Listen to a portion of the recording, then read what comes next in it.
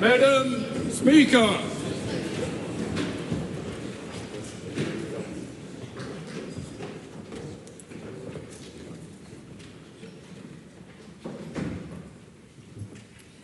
Almighty God, we give thanks for the blessings which have been bestowed on us. Laying aside all personal interests, we acknowledge the King and pray for guidance in our deliberations, that we may conduct the affairs of this House with wisdom, justice, mercy and humility for the welfare and peace of New Zealand. Amen. Amen. Honourable Chris Bishop. Madam Deputy Speaker, today the House will adjourn until Tuesday 21 April. That week the annual review debate will be held. The House will also consider the Credit Contracts and Consumer Finance Amendment Bill, also known as the CCCFA, the two anti-money laundering bills on the order paper and the Countering Financing of Terrorism Amendment Bills. The hours of Wednesday will be extended into Thursday for government business. No petitions have been delivered to the clerk for presentation. No papers have been delivered to the clerk for presentation. A select committee report has been delivered for presentation. Report of the Transport and Infrastructure Committee on the International Treaty Examination of the ASEAN-New Zealand Air Services Agreement. That report is set down for consideration. The clerk has been informed of the introduction of two bills. Public Finance, Prohibition on Providing Public Funds to Gangs Amendment Bill, introduction. Legislation, Definitions of Woman and Man Amendment Bill, introduction. Those bills are set down for first reading. The House comes to oral questions, with the first question in the name of Honourable Ginny Anderson. Thank you, Madam Speaker. My question is to the Minister of Police and reads, has he asked New Zealand Police to present him with a fuel resilience plan in case New Zealand faces a prolonged fuel shortage? If not, why not? Honourable Casey Costello. Madam Speaker, on behalf of the Minister of Police, as the member would expect, police have been participating in coordinated and proportionate preparedness efforts across the public sector, ensuring that they have fuel resilience. Does classifying police as a critical customer guarantee enough fuel for standard operations during a prolonged fuel shortage? Madam Speaker, as I think on behalf of the Minister of Police, as the Honourable Chris Pink well outlined on behalf of the Minister of Emergency Management yesterday, work is ongoing and well underway to consider any hypothetical future shortages. Any future settings in this area will be developed. I point out the Prime Minister and Finance Minister and others have repeatedly been clear that our focus is on ensuring sufficient stocks and supply of fuel, and I'm not sure it's helpful to pre-propose any changes in settings at this point. Will non-emergency police dispatches, that's P4 and P5 call-outs, still occur under Level 4 of the National Fuel Plan? Madam Speaker, as the police have done on a range of issues throughout the history of policing, they will continue to prioritise to ensure that emergency services are maintained.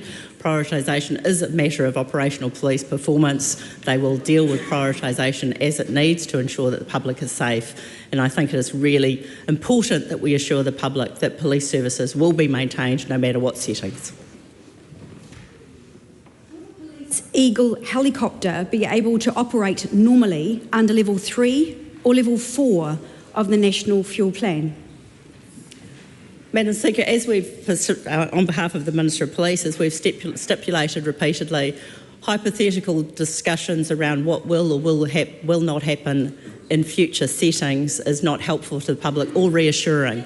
What we are dealing with is ensuring that, as we have always done with policing, prioritisation continues to occur and emergency services will continue to be maintained, and this is why the government is focused on critically ensuring that supply is maintained. Will police area commanders or district commanders make the call on how fuel is prioritised at level 3 or 4, or will this be directed by Police National Headquarters? Madam Speaker, as we've repeatedly answered in these series of questions, is that police prioritisation will be an operational issue for police to resolve. As the settings are changed, those settings will be communicated to police leadership, and prioritisation, as it has always been the case for policing, will be dealt with by the police system. How many days of petrol and diesel does New Zealand Police have in reserve, and how will reserves be distributed across the country? Madam Speaker, the specific fuel levels, I think, is really unhelpful to reassure the public that policing services are being maintained.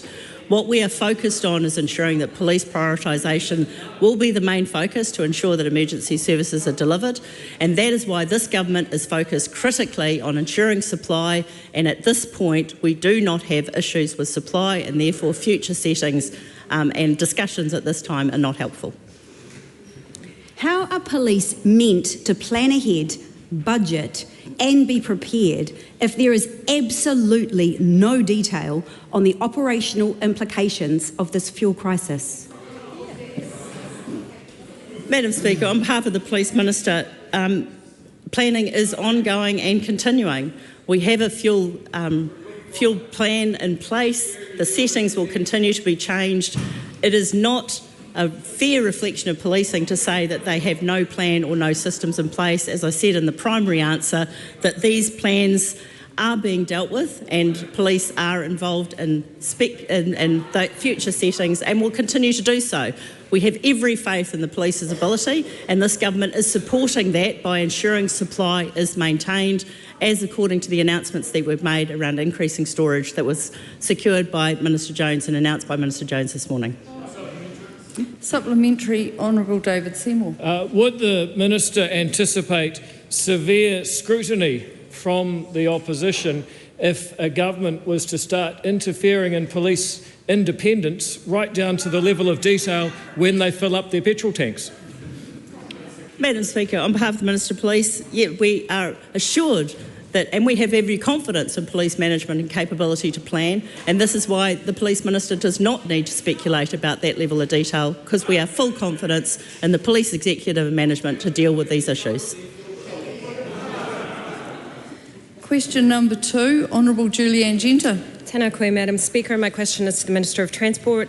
Will the government make funding available to public transport authorities so people living in towns across New Zealand can access frequent bus services? And if not, why not? Honourable Chris Bishop. Madam Speaker, Deputy Speaker, as the Minister of Finance said yesterday, the conflict in the Middle East is hurting the economy, pushing up prices and disrupting trade, shipping and financial markets. The government can blunt the worst impacts for vulnerable New Zealanders. That's why we've lifted the in-works tax credit in response to the conflict. But there is no avoiding the cost. The global events are making New Zealand poorer, and of course that has impacts on the land transport system and on public transport. We make substantial investments in public transport services across the country, including in our regional towns. Our focus is ensuring there's enough capacity in current public transport networks as people make their own choices in response to the current global fuel price shock. We are keeping a close eye on capacity numbers across the network, ensuring people can rely on their buses, trains and ferries arriving on time and as planned. I have been advised that public transport authorities are not yet facing capacity concerns. We are open to further investment to ensure capacity if shown to be necessary, and my officials are regularly engaging with public transport authorities to understand any emerging capacity issues, and I expect that work to continue. Does he accept that demand for public transport is influenced by the supply, and if a bus is coming every 15 minutes in smaller towns like Dunedin, New Plymouth, Whanganui, Levin, there will be more demand for public transport? And what will he do to provide services? There is no public transport in the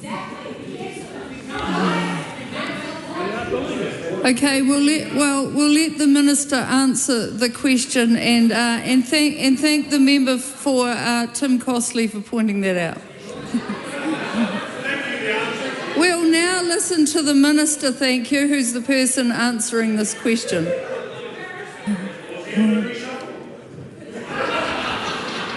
I'm sure that didn't need a bus. Hey, mate, you've got to get the government to do reshuffle. Honourable Chris and that won't be Bishop. happening to you anytime soon. The short answer is yes on the margins. However, we are facing a difficult situation. Revenue into the National Land Transport Fund is actually forecast to decline because people are driving less, because when they go and fill up at the pump, the price of petrol is high and rising, and likewise the same with diesel. So they are purchasing less petrol, which has flow-on revenue impacts for the Crown.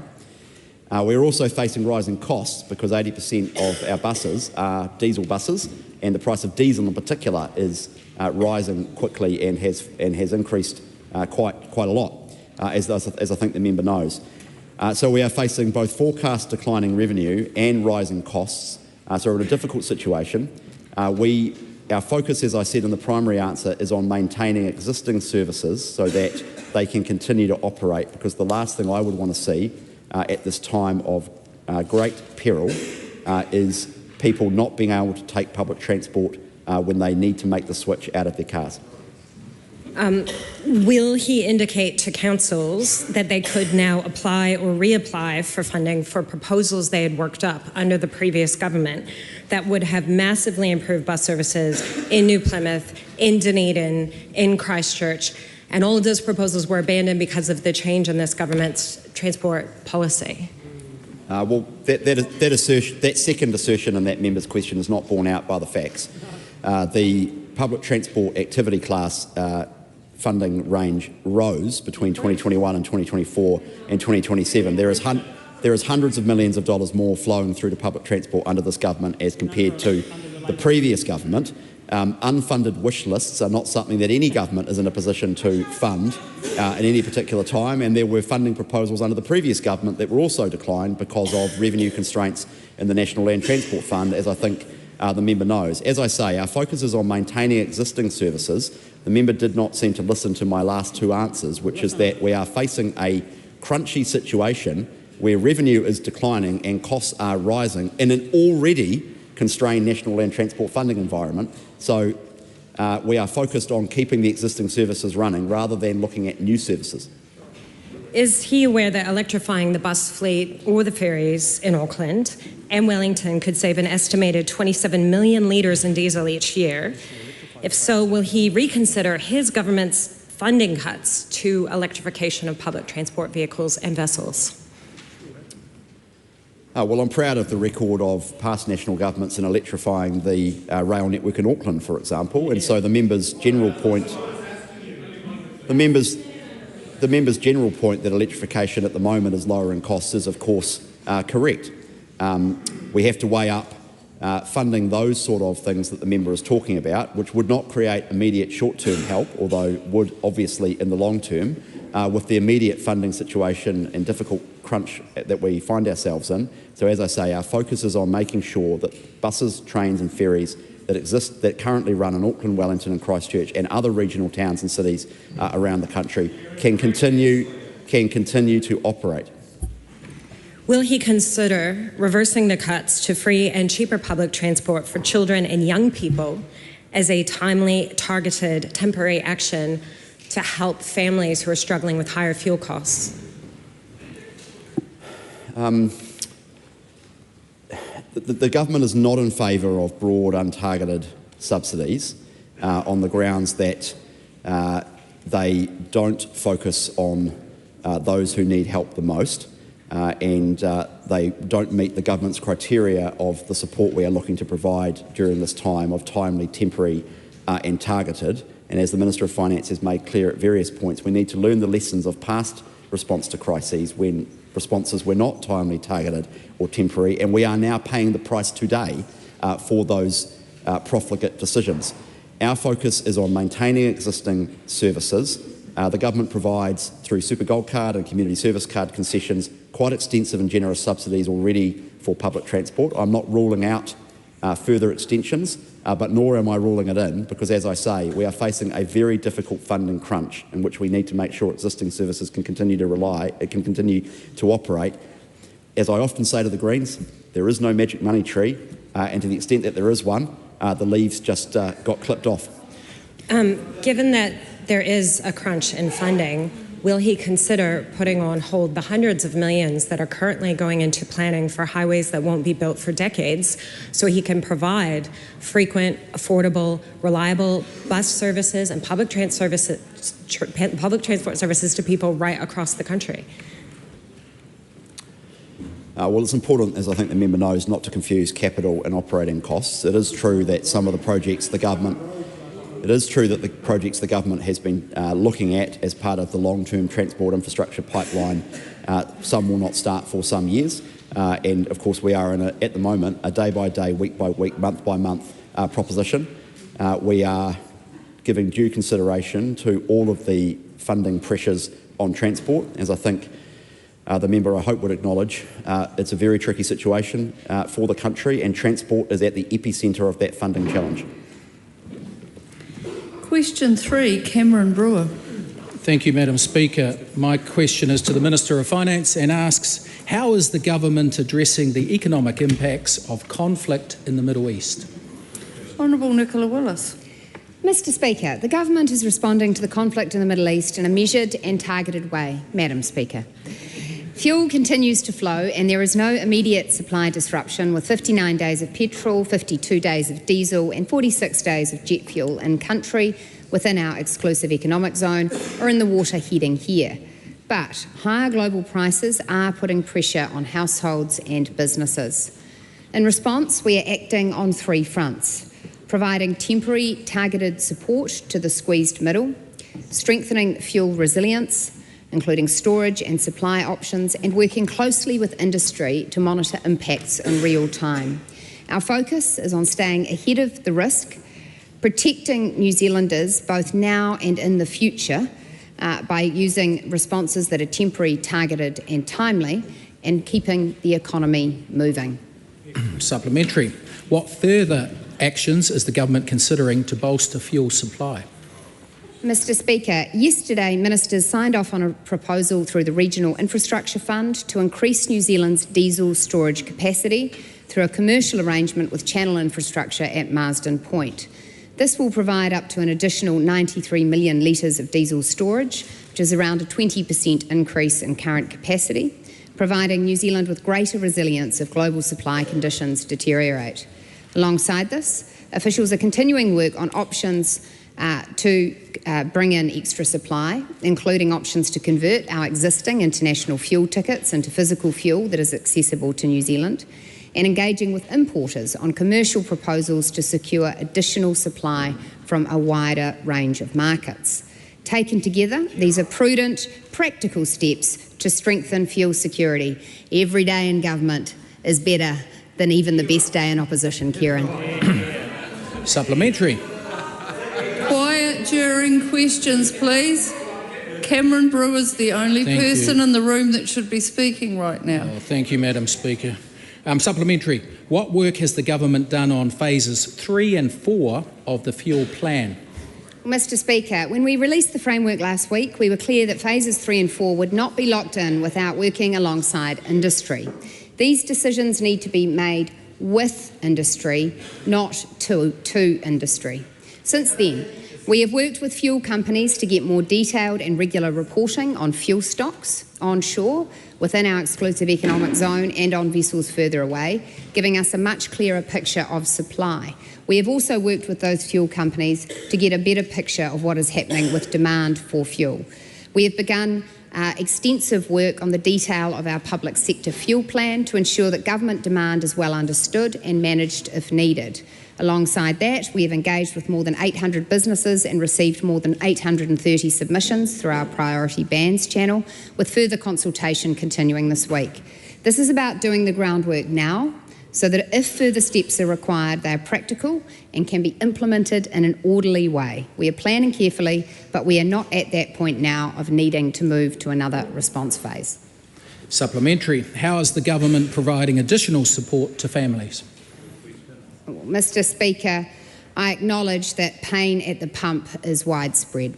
The government has moved quickly to provide extra support for low to middle income working families by increasing the in-work tax credit for up to a year.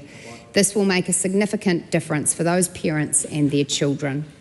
It gives about 143,000 families an extra $50 a week and another 14,000 families an abated amount of relief. The policy is carefully targeted to parents who are working hard for a living, are not eligible for main benefits, and yet have modest household incomes with which to support their kids. It is funded from the Budget 2026 operating allowance, so will not add to forecast debt or inflationary pressures. This is a temporary, timely, targeted and affordable policy to soften the impact of the conflict on working families. Question number 4 in the name of Todd Stevenson. Thank you, Madam Speaker, and happy Easter. Thank you. My question is to the Prime Minister and asks, does he stand by all of the government's statements and actions? Honourable David Seymour. Thank you, Madam Deputy Speaker, and I echo my colleagues' wishes of a happy Easter to you, all of those members who've made it to the House today, and everybody up and down New Zealand for the coming 4 days. I absolutely stand by all of the government's statements and actions, and in particular the measured and careful approach that we are taking to the situation with fuel shortage.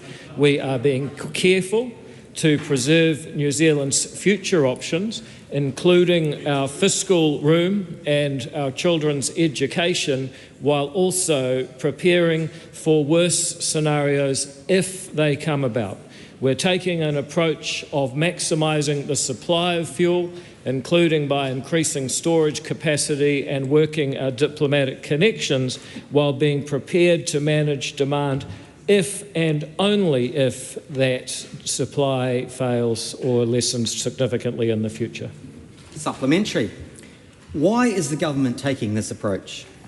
Madam Speaker, on behalf of the Prime Minister, the reason that the government is taking a measured and proportional approach that works with business rather than against, and one that seeks to preserve New Zealand's options in the long term, is precisely because this government, the people in it, and New Zealanders have a very clear memory of what happens when you do the opposite.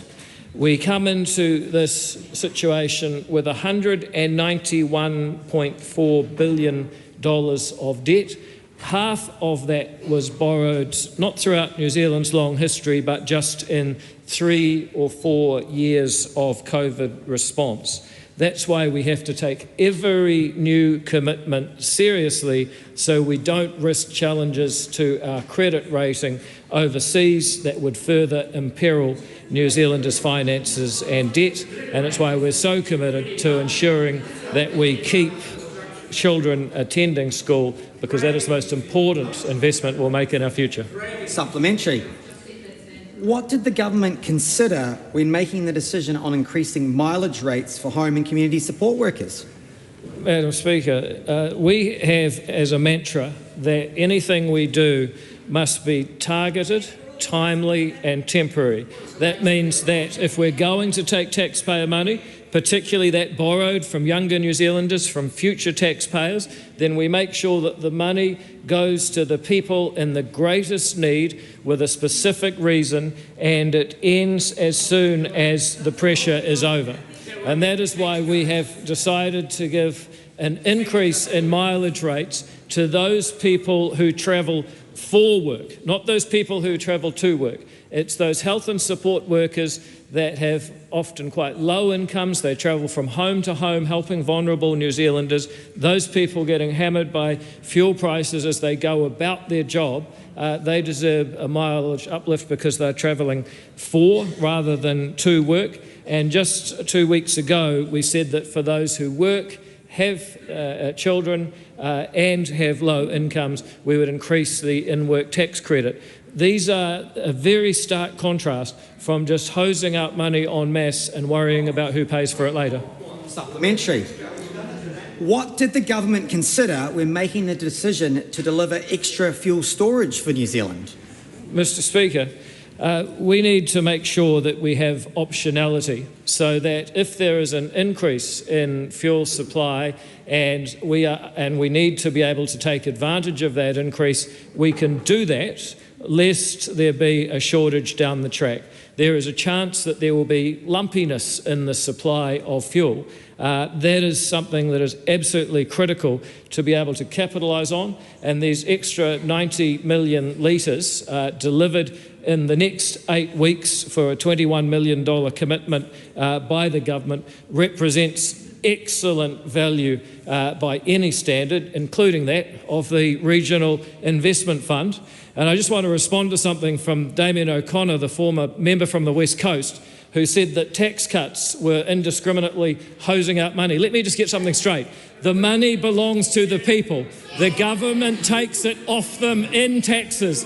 Having people pay less tax is not giving away money. They have owned it in the first place. Now, if you think the government owns all the money, Damien O'Connor, then you really are, not joking, a communist.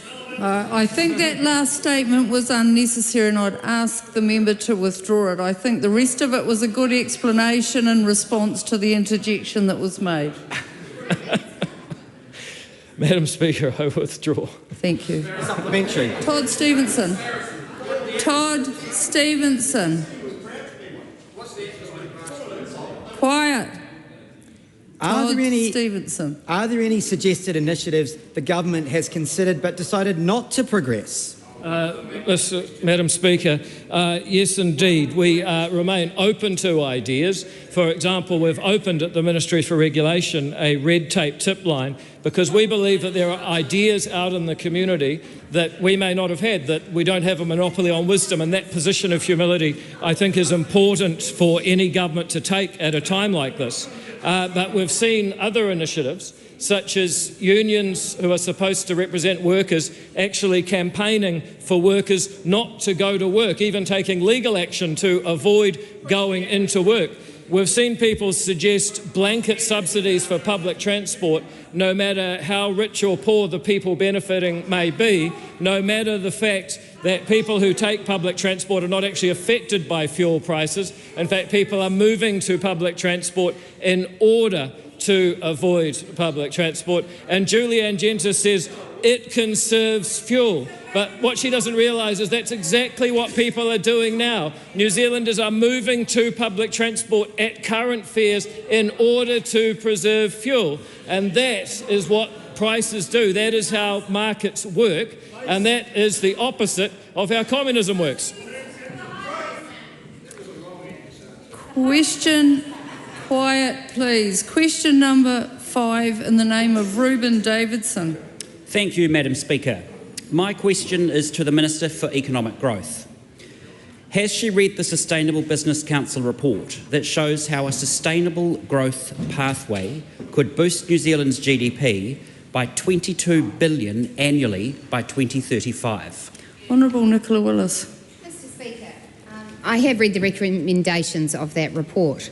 Those that concern the government cover a range of other ministerial portfolios, and I note many of the recommendations are to businesses themselves. Several of the recommendations relate to work already underway in this government's work program. For example, one of the recommendations is around the aspiration for abundant, affordable, renewable electricity generation. I am advised that 22 renewable generation projects are currently going through the fast-track process. Another one today. A process that member opposed.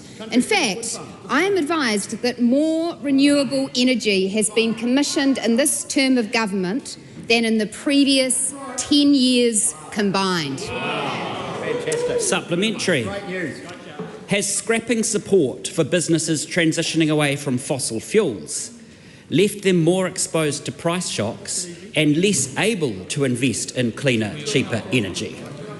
Well, Mr Speaker, I'm not quite sure what the member is referring to. Just in the past fortnight, I stood alongside other ministers as we announced the extension of our investment into the electric vehicle charging network for the country, essential infrastructure to ensure more people feel able to buy an EV without suffering range anxiety. I've also been advised that registrations for EVs have surged, which is a good sign that New Zealanders are capable of making their own decisions about how to ensure their own energy security. Why did the government axe funding, resulting in hundreds of redundancies in the science and innovation sector, when a long-term innovation plan is a key recommendation of the Sustainable Business Council to generate economic growth? Well, Mr. Speaker, I think the member should see that we are doing some of the most extensive science reforms in a very long time, which are absolutely focused on making publicly funded research more applicable to commercialisation. And as the member comes into his role, he, like me, will get to meet with many of the firms who are very excited to see that rather than science funding being spent on projects about singing to kauri trees, we will be investing in projects that actually can generate future economic growth. And I note that in the middle of this year, the government will release its new science investment plan, which will set out strategic government-wide research priorities aligning public investment with long-term government goals. I completely agree with the report the member's mentioning, that innovation is part of New Zealand's future. It's actually also part of why we are such a successful nation. Supplementary. Will she commit to a plan for abundant, affordable, renewable energy to enable economy-wide electrification and sustainable growth? Mr. Speaker, that was one of those sups where you have to have listened to the answer to the first question so that you don't repeat it. But I'm very happy to repeat my answer. Absolutely, we are working to electrify NZ. We have 22 renewable electricity generation projects currently going through the fast-track process. That's 22 projects which he voted against being able to happen faster. He thought they should be tied up in court. And at the same time, we have commissioned more renewable energy generation in this term of government than in the previous 10 years combined. We'll be judged on action, not rhetoric. Supplementary. Supplementary, Honourable Chris Bishop. Can the Minister confirm that just today, the country's largest ever wind farm had approved consent after just 5 months through the fast-track process when it was previously declined under the RMA? Well, Mr. Speaker, isn't that wonderful news? And what that shows is good policy in action, because what we inherited as a government was an RMA system beset with red tape, bureaucracy, adding cost and delay and preventing renewable electricity being built in this country. The Fast Track Act is ensuring that projects we need, wind farms, solar farms, don't remain ideas on a piece of paper being argued in court. They are actually being built. And yet, sadly, one of the things this report calls for is a bit of bipartisanship on these important issues. And so it is such a shame that members of the opposition opposed that fast-track legislation which is unlocking renewable energy for the nation. Supplementary. Okay, calm down. Reuben Davidson. What specific steps has she taken to support workers losing their jobs and facing redundancies? Well, Mr. Speaker, this government has continued to support the social welfare system in New Zealand, which provides a safety net for those who are unemployed. What we are also very proud of is that we are a government that believes that every New Zealander who doesn't have a job would actually, if they were able to, be better off in a job, which is why the Minister for Social Development has been working so hard to ensure that our welfare system also creates incentives for people to get into jobs and to work hard. Supplementary. Madam Speaker. Honourable Tama Potaka. To the Minister of Finance, do you think enabling houses and homes around the country and enabling fast-track projects actually creates jobs? Well, Mr Speaker, the Minister makes an exceptionally good I've got a point of order from Honourable Karen McAnulty. The questions are to the Minister of Economic Growth, not to the Minister of Finance. Apologies, I missed that. Thank you. Would you like to rephrase the question, please? Does the Minister of Finance consider that enabling homes... No.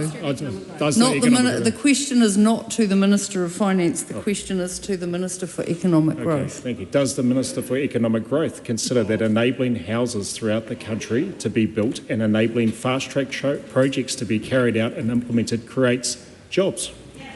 Well, Madam Speaker, this is one of the wonderful things that the fast-track regime is enabling. It is supporting thousands of jobs across the country, jobs associated both with the construction of major housing projects, quarries, renewable energy, but also the jobs that are generated when you have those developments occurring and adding to the overall productivity and employment opportunities in an economy. It is a job-supporting, job-rich policy that the members opposite opposed. What a shame they oppose more job opportunities for Kiwis. Supplementary.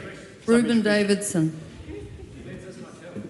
Is she concerned that New Zealand's reliance on imported fossil fuels may push up inflation, limiting economic growth? Well, Mr Speaker, I think like every New Zealander, the fact that the price of petrol and diesel has gone up is something that I am very concerned about, and I would put to the member that I'm spending more minutes of every day focused on that issue than he is.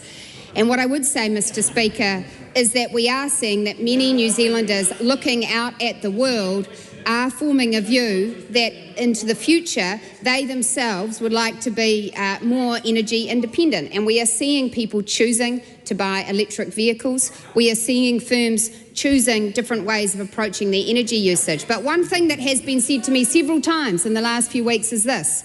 Isn't it ironic that our ability to access our own security in the form of our own natural gas and oil was completely curtailed by the actions of the last government, who made us more dependent on imported energy because they couldn't countenance the idea of exploration. Minister will stop there before the point is a crack at having it the last government. Thank you. Did Honourable Chris Bishop have a question? Can the Minister for Economic Growth confirm that the fast-track laws recently enabled the construction of a green steel facility in Waikato, which will use around 200,000 tonnes of recycled steel annually, including with an electric arc furnace not subsidised by taxpayers through the Giddy Fund? Well, Mr Speaker, I thank the Minister for bringing that great project to the attention of the House, and again a project enabled, made possible by our fast-track legislation. And what I'd point out is that, as is so often the case, what New Zealanders want is for the government to get out of the way and stop saying no, not get the money bazooka, spray it around and sign their own names on the cheque.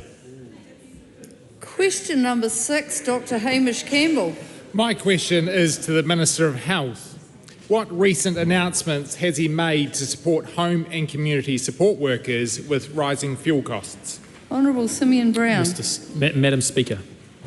Madam Speaker, home and community support workers play a critical role in delivering essential services to some of our most vulnerable New Zealanders, and we recognise that rising fuel costs will be placing pressure on them as they travel for work.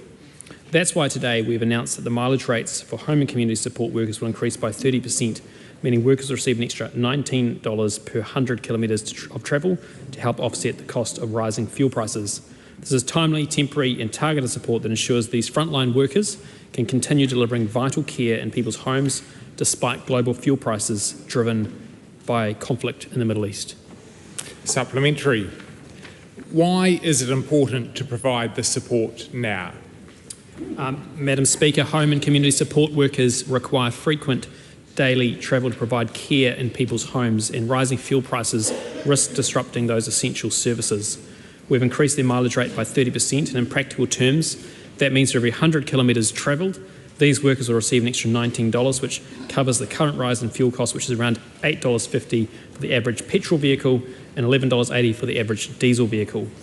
We can't control global fuel prices, but we can make sure workers delivering essential care are supported to keep these services running. Acting now ensures continuity of care for vulnerable New Zealanders while supporting the workforce that underpins these services. How long will this increased mileage rate remain in place? Madam Speaker, this is timely, temporary and targeted response which, with the increase remaining in place for up to 12 months or until the price of 91 octane petrol falls below $3 per litre for 4 consecutive weeks. It will apply to home and community support workers who work for providers contracted by Health New Zealand, the Ministry of Social Development and ACC. This means that support is being targeted where it matters most, ensuring essential services continue to be delivered to those who need it the most. The Government is also reviewing the in-between travel scheme as part of the broader aged care sector review to ensure it is fit for purpose. This work is underway through the Aged Care Ministerial Advisory Group. Supplementary. What other announcements has he made to support patients travelling for care? Madam Speaker, supporting our home and community support workers means that patients will continue to receive the care they need and won't be left without that care, particularly as we enter busy winter months. Further to this, we have also increased support for patients who travel for appointments, with the increase in the mileage rates for the National Travel Assistance Scheme also being temporarily increased by 30%. This will benefit patients who need to travel long distances for specialist treatment, including cancer care, renal dialysis, diagnostics and other services not delivered locally. Question number 7, Honourable Joe Luxon. Thank you, Madam Speaker. My question is to the Minister of Agriculture. Does he stand by his statement that when farmers do well, so do Kiwis? A strong farming sector means more jobs and higher wages. Honourable Todd McLeod. Well, Madam Speaker, yes, I do, and I thank the member for asking that question. Indeed, it's the first question she's asked me in 2.5 years on agriculture. What I would say in addition, that was from a social media post up on the National Party website that was very widely shared, and New Zealanders all around the country joined us in congratulating and thanking farmers for being worth $60 billion worth of exports, up to 360,000 jobs in the economy. And Madam Speaker, exporters pay their workers more. How does he intend to support farmers dealing with the rising costs of fertiliser and freight due to global uncertainty? Well, Madam Speaker, it is fair that every country of the world is facing increasing costs, not only from fertiliser and fuel. We've been very active with farmers and the export community, both directly through Zoom meetings where they can give us direct feedback, as well as engaging with them out in the marketplace. The first thing we need to do is make sure that there is fertiliser in the country. I'm informed that we have enough fertiliser now to get us through the winter, and we're working very closely with fertiliser importers to make sure that spring will also be good. We're doing this for two important reasons. Rural New Zealand needs our support because when farmers do well, all of New Zealand does well. But secondly, New Zealand exports food to feed the world. We have an obligation and we need to produce the food, so we therefore need fertiliser. Is Federated Farmers Hawke's Bay Provincial President Jim Galloway wrong to say these farmers will, quote, have nothing to grow because there is no one to take their product?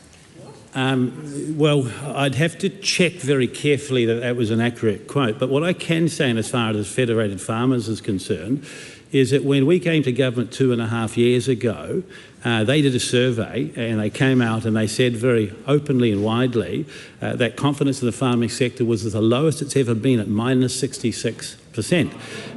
On January 2026, results since we'd come to government, it had improved to +37%. That's an increase of 100 points. I think Federated Farmers understand who supports farmers most in New Zealand. How many farming jobs does he estimate will be lost from the closure of Heinz Waddies and McCain vegetable processing plants? Well, Madam Speaker, that is a very challenging issue and it's something that we're working through, and for those who are affected, of course, the government will do everything that we can. However, what I would say is in the Hawke's Bay and other areas, we have seen significant growth, not only in agricultural production, but also in jobs. Madam Speaker, what we've had to do over the last 2 years is unpick a lot of rules and regulations that were put in place by the previous government that put costs upon farmers and made it harder for them to produce. We have done that because we back farmers. We know that when farmers do well, all New Zealanders do well. And an example of some of the things we've had to change is we had to take away a ute tax. There was going to be a fertiliser tax, a capital gains tax, a water Point tax. of order, Honourable Kieran McAnulty. Madam Speaker, this was a straight question on a very important issue, and it shouldn't be used as an opportunity for the Minister to make political statements. There was never a policy with that name imposed by the previous government. Yeah, look, I take the point of order, and it possibly was the incorrect name. It became the well-known name. If the minister knows the original name, perhaps it would be best to use that name. Well, what I have on my paper, it says it looks like a tax, it smells like a tax, it's a tax. Well, that wasn't really an answer. Honourable Joe Luxon. Thank you, Madam Speaker. Will there be a specific plan? Quiet. Will there be a specific plan for farming communities in each of the National Fuel Plan's phases? Madam Speaker, some of the details being worked through, of course, exactly how that will happen. The government's working very hard, so we don't have to escalate through that. But I want to be very, very clear. We are facing a challenge as a result of a war that we have nothing to do with. Many countries of the world are facing similar sorts of things, and we're doing everything possible to support our farmers, because this is a government that knows when farmers do well, all of New Zealand does well. Has he received advice that reduced production will increase our reliance on more imported produce grown by farmers overseas? Well, there's no direct evidence that farmers will be producing less. In fact, Madam Speaker, we produce enough food to feed 40 million people around the world. We have seen from dairy to red meat to horticulture, virtually across the board, increased production, greater exports and returns. There will always be enough food for New Zealanders to eat because we're not a population of 40 million people. Supplementary, Honourable Senator Brown. How did the Minister enjoy his first question from that member, and is he looking forward to the second? No, that's not a question. The Minister's not going to answer that question. No, thank you. The Minister's not going to answer that question. Question number 8, in the name of Jenny Marcroft. Thank you, Madam Speaker. My question is to the Associate Minister of Health and asks... Chris Bishop. Honourable Chris Bishop. Quiet, please. What recent reports has she seen on the state of aged care in New Zealand? Madam Speaker. Honourable Casey Costello. Recently I announced that the government had tabled its response to the Health Committee's inquiry into aged care support services for experiencing neurological cognitive disorders. This inquiry was a commitment in the New Zealand First National Coalition Agreement, and I would like to thank the members of the Health Committee for undertaking this important work, and importantly to thank those who made submissions to the committee and those facilities and service providers who supported the committee's important work. Supplementary. How is the government responding to the report? Madam Speaker, the committee's report is now an important part of informing the work of the Aged Care Ministerial Advisory Group, who have been tasked with reporting back by June 2026 on what's required to create a modern, effective and sustainable aged care system. We have known for many years that the current system has widespread challenges, not least of which is lack of capacity, limited respite options for carers, outdated contracting models. This government recognises that the challenges faced are not simple, as providing more funding or adjusting the existing system is not enough. We need to rethink the system as a whole. Aged care delivery in New Zealand is very good and is provided by caring and dedicated workforces. That care is just being provided within an outdated model. We need a model that works for individuals receiving care and is investable for the businesses and community providers who deliver the care services. Supplementary. What does an improved aged care system look like? Madam Speaker, quite simply, we want older New Zealanders to be able to access the right care at the right time and in the right place. We know that where possible, supporting people to age in the place that is right for them is better for their care and quality of life and delivers cost efficiencies for the health system. Madam Speaker, like every other part of health, we should also be focused on prevention. While recognising that we have an ageing population, we also know New Zealanders are living well longer. This shows that the wider aged care system needs to recognise and incorporate support to keep people in good health for as long as possible. Supplementary. What short-term actions has the government taken to stabilise the aged care system? Madam Speaker, over the last 2 years, this government has invested an extra $343 million into the aged care sector to provide stability while we work on changes to the system. Health New Zealand has introduced a new case mix funding model and framework across the South Island to better support those who receive care at home, and this model will be introduced across the whole country. Finally, today, as the Minister of Health has announced earlier today, timely and temporary targeted increase to mileage rates for home and community support workers of 30% has been delivered to help offset rising fuel costs and ensure continuity of care. Wider consideration of the critical role that home and community support sector plays in aged care is an important component of the Aged Care Ministerial Advisory Group's work. Excellent. Question 9, Dad Bidwell. Thank you, Madam Speaker. My question is to the Associate Minister of Housing and asks, what progress has been made with addressing homelessness?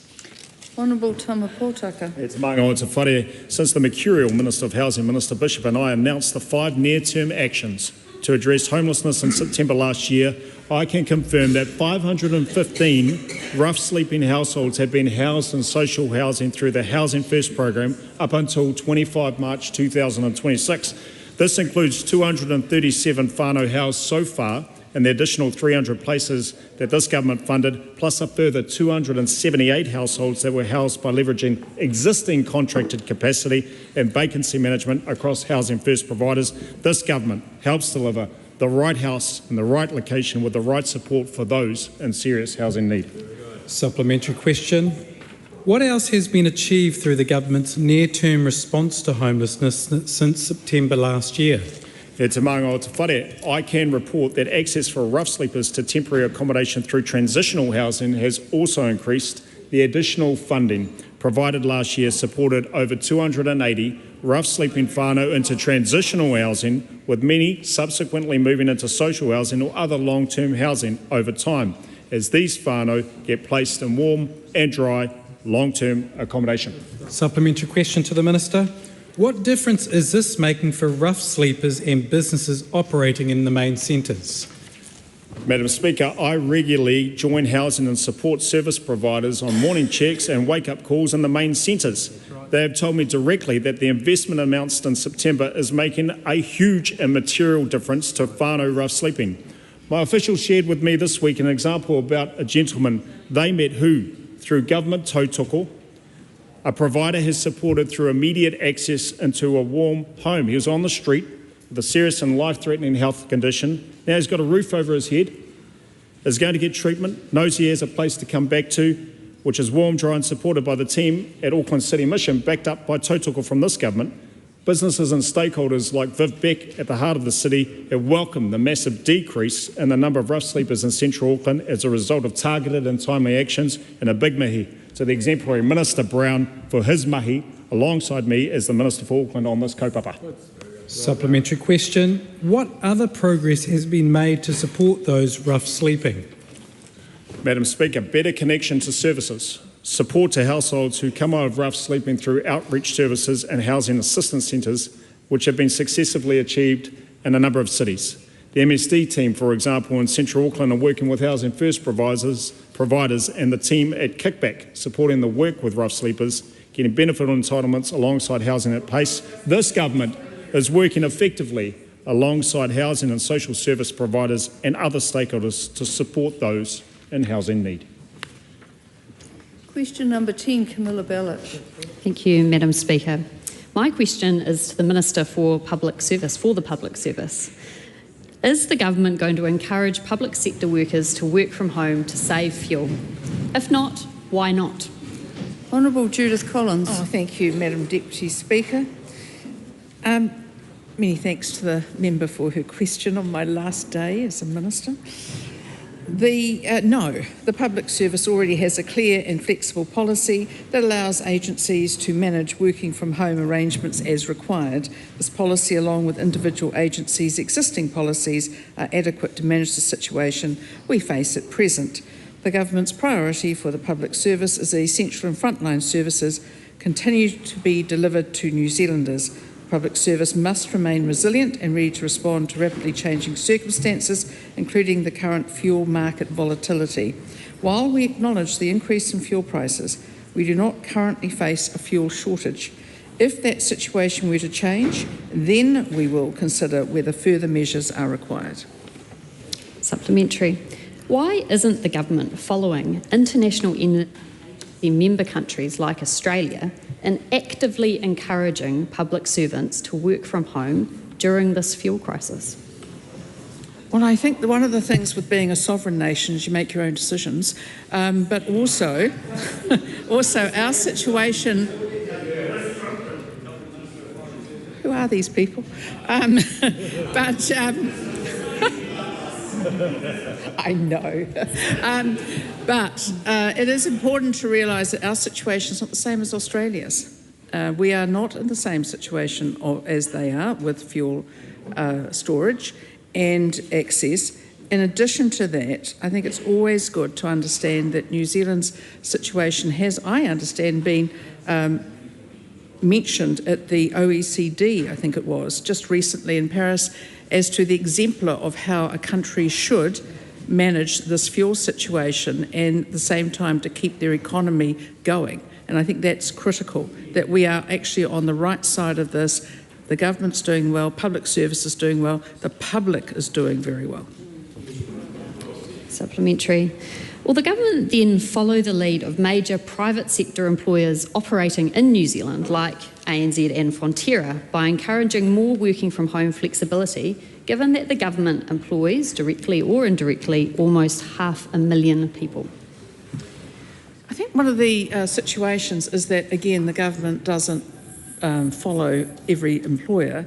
It is important to realise that a lot of those, for instance, Fonterra staff, employees, cannot work from home because they're working in factories.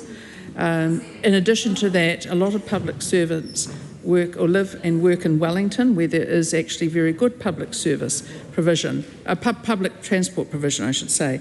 At the same time, it is important to know that many public servants do not have that option. And certainly, if we look in the public sector, New Zealand Police, frontline staff, corrections, frontline staff, probation officers, nurses, doctors, teachers, they do not have that luxury. And I think it is also very important to understand is that we have to keep the economy going, and small businesses up and down the country are saying, please do not stop people going to work, because what it will do is it will kill the economy, and we're already getting over that massive debt we've been left from COVID. Supplementary. At what phase of New Zealand's fuel response plan would the government begin to encourage public sector workers to work from home? Well, that will depend exactly when that were to occur, but at this stage, it's not at phase one. Phase two, clearly that is something we would consider on a case-by-case basis. But I don't think we can have our frontline police officers working from home. I don't think we can have our frontline corrections officers working from home. And so for many people in the public sector, it's simply not an option.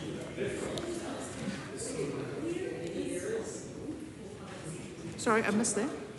Quiet, please. I'm having a struggle to hear the person asking the question. Camilla Bellich. Might be my mic. No, I think it was a bit of noise coming from over here. Great.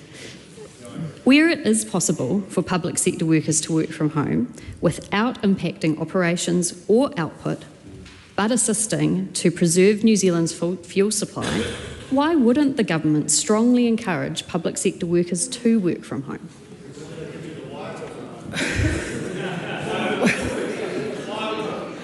Well, I think it is important to keep the economy moving, and small businesses up and down Wellington and Auckland and everywhere else where there are public servants operating mostly in Wellington would actually be devastated if they go through that situation again of losing their customer base because the government wants to look like we're leading the world.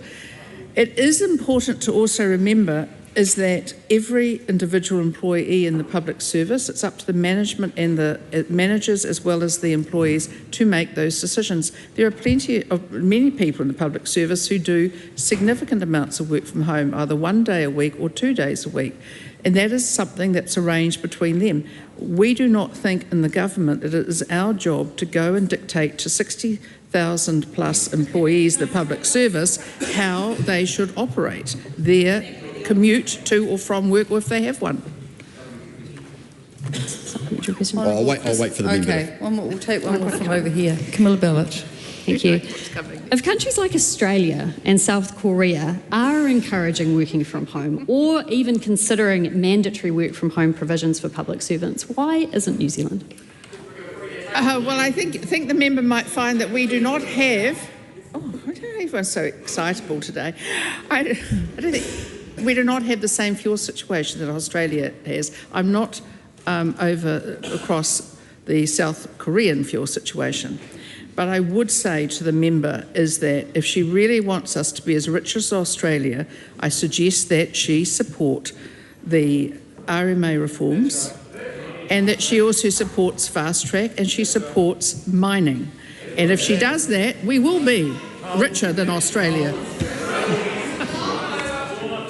You done? Honourable Chris Bishop. No, she's... Away you go. No, you go here. Supplementary. Oh, we're ceding now, are we? Camilla Bellich. On what is likely to be one of the last questions that the Minister receives in the House, would she concede that allowing public sector workers to work from home is a better suggestion to save fuel than stating, I think most Kiwis understand if you've got less stuff in the back of your car, you don't need much petrol?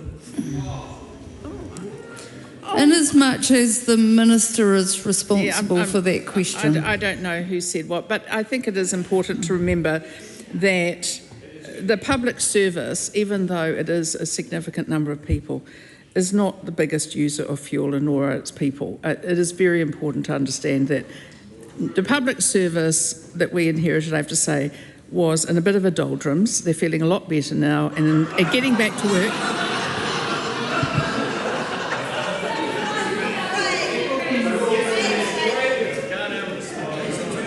No, Ginny Anderson used to be so much nicer when she'd turn up in my office trying to be nice to me. I don't know what's happened to her since then. But anyway, if she doesn't want an answer, she won't get one. Honourable Chris Bishop. In her final question time, after a long career, what is her proudest achievement as Public Services Minister? Do you know what? Bringing back the mojo.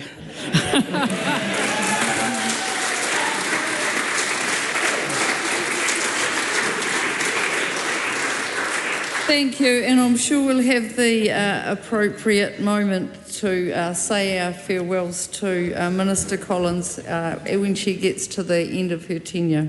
Question number 11, Lan Farm. Tēnā koe, Madam Speaker. My question is to the Minister for the Environment. Will the government's decision to disestablish the Ministry for the Environment result in better or worse environmental outcomes? Honourable Penny Simmons.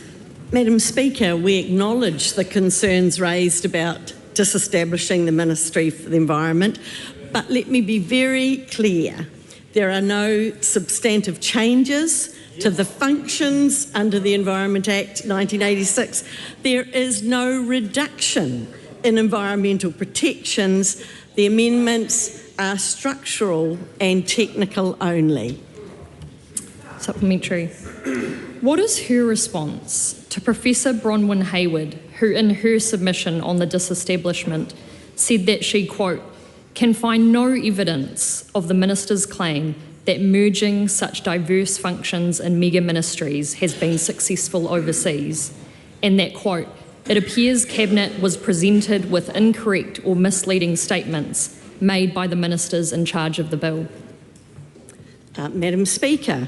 So, Madam Speaker, again, we acknowledge that a number of people have got concerns, but we need to look at what happens bringing a number of agencies together. They'll deliver more practical, joined-up advice than currently. They'll have portfolios brought together that can coordinate much better, and so it reflects those strong links that there are between environment, housing, infrastructure, transport and regional development. It's about integration rather than silos. Does she agree with Pirirako Hapu, who said, quote, "This is not just a bureaucratic shuffle. It's a calculated move that threatens the very foundations of our nation's identity, prosperity and justice. To weaken environmental protection is to undermine Māori rights, and to erode Māori rights is to endanger the environment. If not, why not?" No. Supplementary.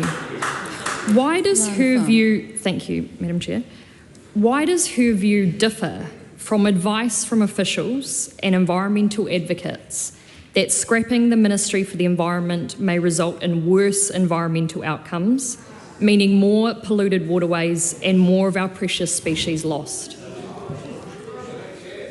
Madam Speaker, well, as I said at the start, there are people with some concerns about disestablishing the ministry. But again, let's just look at the facts. There are no substantive changes to the functions. There is no reduction in environmental protection. The changes are structural. Being the only minister outside of Cabinet since 1972 meant a voice for the environment was missing around the table when Cabinet decided to disestablish her ministry. There's been a number of ministers outside Cabinet since 1972, and so... Madam Speaker, I consider that as a government we talk freely together about these matters, and when we come to a decision that is going to make structural changes only, the box is going to look slightly different, but the contents are going to be the same, that we've come to those decisions together. Honourable Chris Bishop. Can the Minister confirm that bringing together all of the functions inside a new ministry is the practical manifestation of what the Green Party often says they believe in, which is the integrated approach to urban development issues and the environment? Well, Mr Speaker, it's hard for me to know what the Green Party believe in, but I can say that I've got a point of order from Ricardo Menendez March. I think I know what the member is going to say, and the minister's already spoken to that fact that she does not speak to the Green Party for the Green Party. Supplementary, Simon Court. Thank you, Madam Speaker. Does the Minister agree with Roger Partridge from the New Zealand Initiative that the current system of sprawling, complex government departments is inefficient and it is helpful for the delivery of services to bring these things together in one place?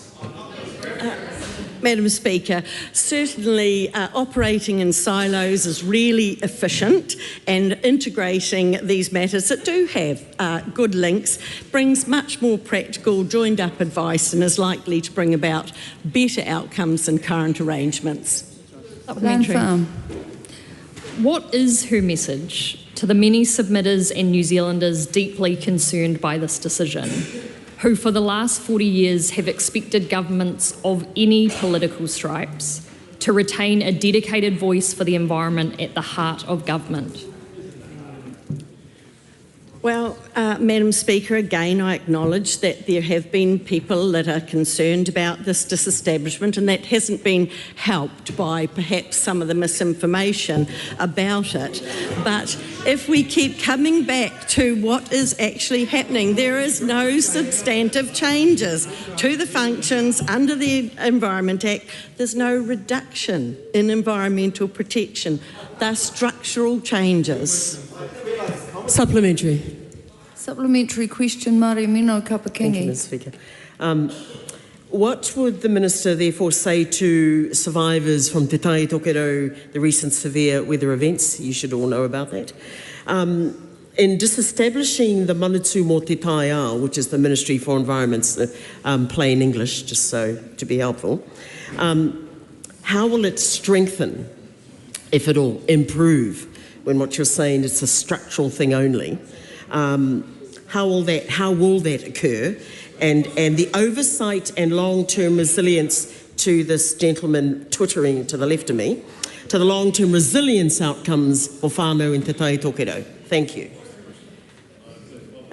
Madam Chair, I think I got the gist of that question, but what I can say is that environmental outcomes always depend on good evidence, and from that good evidence, good decisions. And so regardless of any structural changes to government agencies, the statutory environmental reporting will continue, and as that reporting continues, good evidence will be there for good decisions. Supplementary. Thank Thank you. Two specifics, therefore.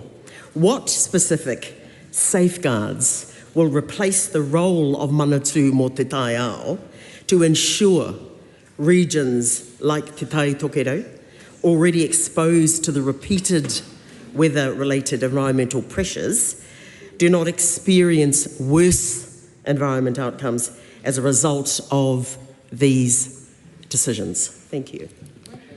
Well, Madam Speaker, the Ministry for the Environment give advice to the Minister, and decisions are made based on that advice and based on the information that comes.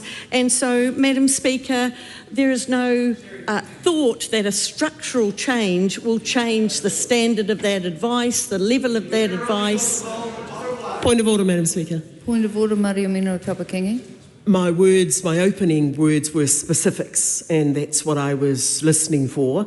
It didn't show up in any regard in the response. I think the Minister has answered the question in the sense that she's basically answered it pretty much in every question, that her consideration is that the structure is changing, but the work will continue. My words, not hers, but in that. So I don't think the Minister needs to answer that unless you've got anything to add. Thank you. Question number 12, David McLeod. Madam Speaker, and my question is to the Minister for Vocational Education. What recent announcements has she made regarding vocational education?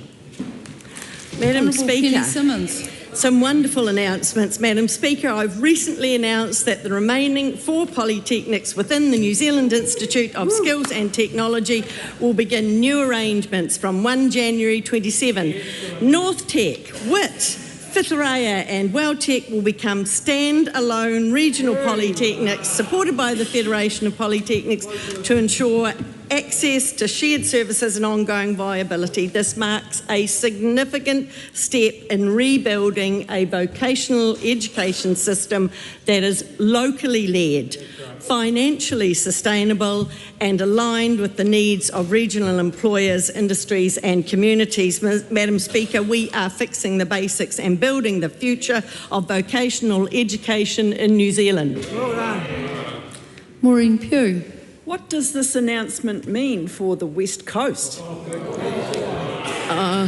Madam Speaker, we love the West Coast, and from 1 January 2027, Taipatini Polytechnic will operate within the Open Polytechnic of New Zealand. This will ensure that in-person, campus-based vocational education remains available on the West Coast. This model will allow for financially viable delivery while retaining local identity and keeping key partnerships such as trades academies with West Coast schools.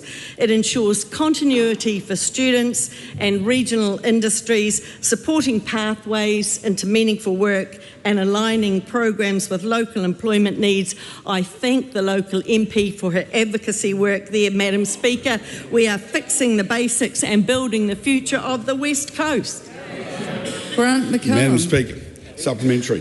What does this announcement mean for Northland?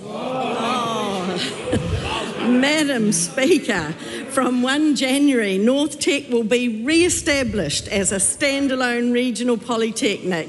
Among other financial supports to ensure its continued viability, I am delighted to announce the in-principle investment of $34.7 million for the development of a new whangarei tertiary hub subject to business case, creating modern, fit-for-purpose facilities, supporting an initiative from local community leaders and growth in areas such as health training. This government recognises the importance of local on-campus delivery for the people of the far north, and we are proud to support this into the future, Madam Speaker.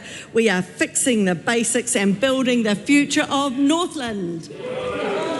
Supplementary. Janet Kirkpatrick. Thank you, Madam Speaker. What does this announcement mean for the East Coast?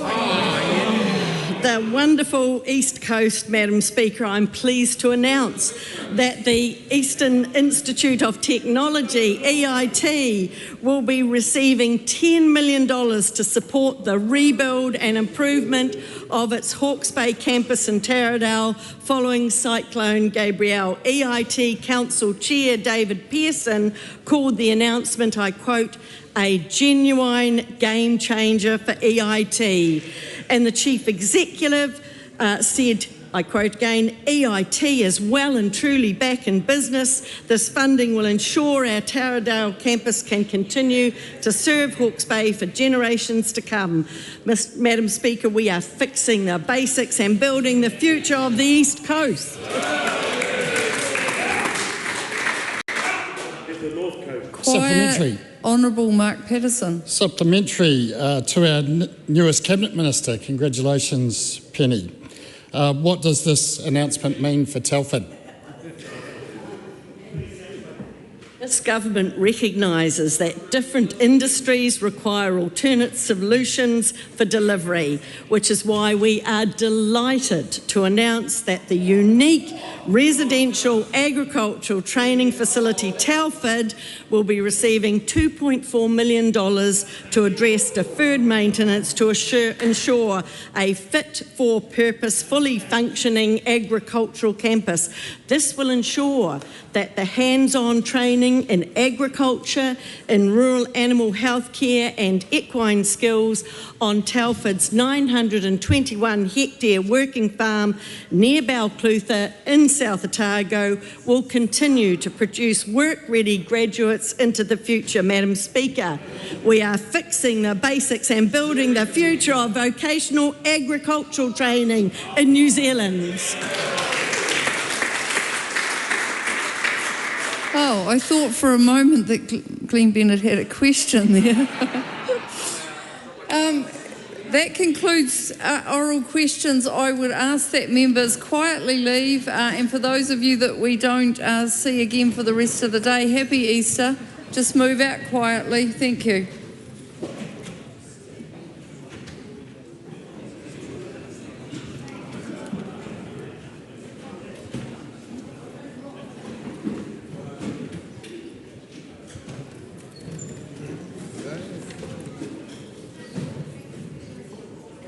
Okay, if you're still moving, please move quickly because we are going to move on to Government Order of the Day number 1. Racing Industry, Closure of Greyhound Racing Industry Amendment Bill, third reading. Honourable Casey Costello. Madam Speaker, on behalf of the Minister for Racing, I seek leave to present a legislative statement on the Racing Industry, Closure of Greyhound Racing Industry Amendment Bill. Leave has been sought for that course of action. Is there any objection? There is none. That legislative statement is published under the authority of the House and can be found on the Parliament website. Honourable Casey Costello. I move that the Racing Industry, Closure of Greyhound Racing Industry Amendment Bill be now read a third time. Madam Speaker, since we announced in December 2024 our intention to close commercial greyhound racing in New Zealand, a deliberate, multi-stage process designed to ensure fairness and good outcomes for both people and animals has been underway. An initial bill to protect the greyhounds passed unanimously in December 2024. A ministerial advisory committee was quickly set up and has worked with the greyhound racing industry to plan for closure. That committee made recommendations for a bill which were accepted by the government. Once introduced to this House, the Primary Production Committee listened to and conscientiously engaged with submitters to strengthen it, producing the bill which sits before us today. At the heart of this bill, Madam Speaker, and all of decision-making that has led us to this point are first and foremost greyhounds and the people. Animal welfare is important to New Zealanders, and so too is supporting the people affected by this bill, which is why this bill will establish a transition agency to oversee the closure tasked with supporting affected people and greyhounds. This bill comes into effect over 3 stages to allow a smooth transition to closure. The first stage will be from the day after royal assent and lays down the framework for closure ahead of 1 August 2026. This stage will see the establishment of that transition agency responsible for ensuring that a transition plan relating to greyhound racing in New Zealand is in place to wind up the industry. The second stage is from 1 August 2026 and will bring in the actual end of commercial greyhound racing in New Zealand. During this stage, Greyhound Racing New Zealand will be dissolved and appropriate remaining functions will be transferred to the agency. Finally, Madam Speaker, the third stage will see the repeal of the provisions relating to the closure of the industry and the agency. While the bill anticipates the agency will have completed its functions within 3 years, it allows for some flexibility in timing in case there are still some outstanding tasks. Therefore, the third stage comes into force on a date set by Order in Council, but no later than on 31st of July 2031. Once disestablished, any residual assets held by the agency will be, as recommended by the Select Committee, distributed to industry participants. Madam Speaker, the Ministerial Advisory Committee, who have been planning for the closure and who will be appointed to the board of the transition agency, recently outlined key elements of planning towards the end of greyhound racing. This includes options for the agency to take over ownership of dogs and pay for all their food and care until they are successfully rehomed. This also includes mental health and wellbeing services for those whose daily lives are closely tied to the industry, as well as retraining support for those currently employed in the industry. Training and behavioural support for greyhounds to improve rehoming outcomes will also be included in the planning. The Ministerial Advisory Committee members appointed to the board of the Transition Agency will work with the existing greyhound rehoming organisations to facilitate the rehoming process, which we anticipate will take time given the volume of greyhounds needed to be rehomed. Madam Speaker, we have continued to recognise that closing the greyhound racing industry has not been an easy decision to make, and that the hardest part about making this decision is the people affected by it, and we will do right by them. But we have never resolved alongside the overwhelming majority of this Parliament that closing greyhound racing is the right thing to do. The commercial greyhound racing industry has been on notice since 2021, after multiple reviews led to the same conclusion, that things needed to change. The industry did make some improvements. However, despite these efforts, data on the most serious injuries and deaths on the racetrack have stayed consistent. Regulatory change or further investments weren't going to significantly better serious injury rates, and it became apparent that the time has come for the end of commercial greyhound racing. New Zealand is not alone in this. Other jurisdictions such as Wales, Scotland and Tasmania are also moving to close commercial greyhound racing. These jurisdictions share our sentiments that greyhounds are sentient beings who deserve a life free of serious injury and an inherently dangerous sport, and the time has come to act. We want to acknowledge those New Zealanders today who are affected by this legislation and encourage them to engage with the transition agency once it is set up and running. We all have the same shared goal in this closure: to support the people and support the greyhounds. We expect by the time the 1st of August approaches, there will be around 1,600 greyhounds awaiting their chance to live in a forever home and with a family who cares for them. Madam Speaker, this week marked 20 years since Minister Peters launched the Greyhounds as Pets adoption scheme. Just as Homer and Bart Simpson discovered in the first episode of The Simpsons, greyhounds make great pets. They're low-maintenance dogs with quirky personalities, and they are the most gentle of animals. It is great to see that Santa's little helper, the greyhound Simpsons adopted, is now involved in publicising the New Zealand Greyhound rehoming campaign.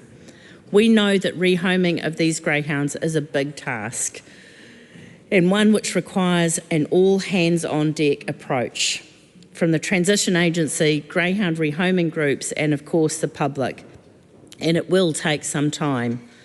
To the members of the public listening today, please share the message. Consider adopting a greyhound or fostering it if that's more suitable. These greyhounds are wonderful pets, and it is time for them to live as pets. You'll never regret it having one in your family. Madam Speaker, we commend this bill to the House. Madam Speaker.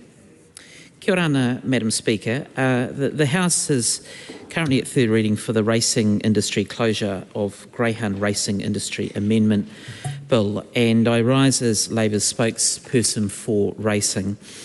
Madam Speaker, it's been a wee while in getting to this particular point.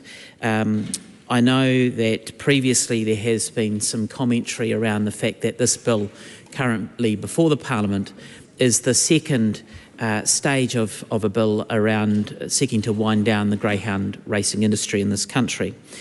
Previously, the Parliament did, through all stages under urgency, pass a bill some months ago now that sought to protect greyhounds from euthanasia and from effectively illegal destruction. And that was, Madam Speaker, because the Minister, Mr Peters at the time, introduced a bill to effectively signal that this bill was on its way and wanted to protect the welfare considerations of greyhounds that otherwise may have been placed at risk. The Labour Party supported that particular bill through all stages, under urgency, but just note that that was a signal that the bill currently being debated by the Parliament was on its way.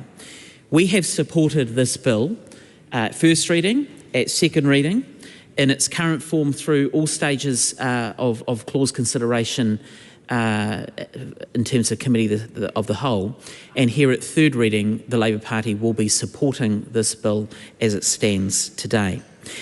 The racing industry here in this country as it stands at the moment, Madam Speaker, as you'll know, has three codes: greyhound, thoroughbred and harness.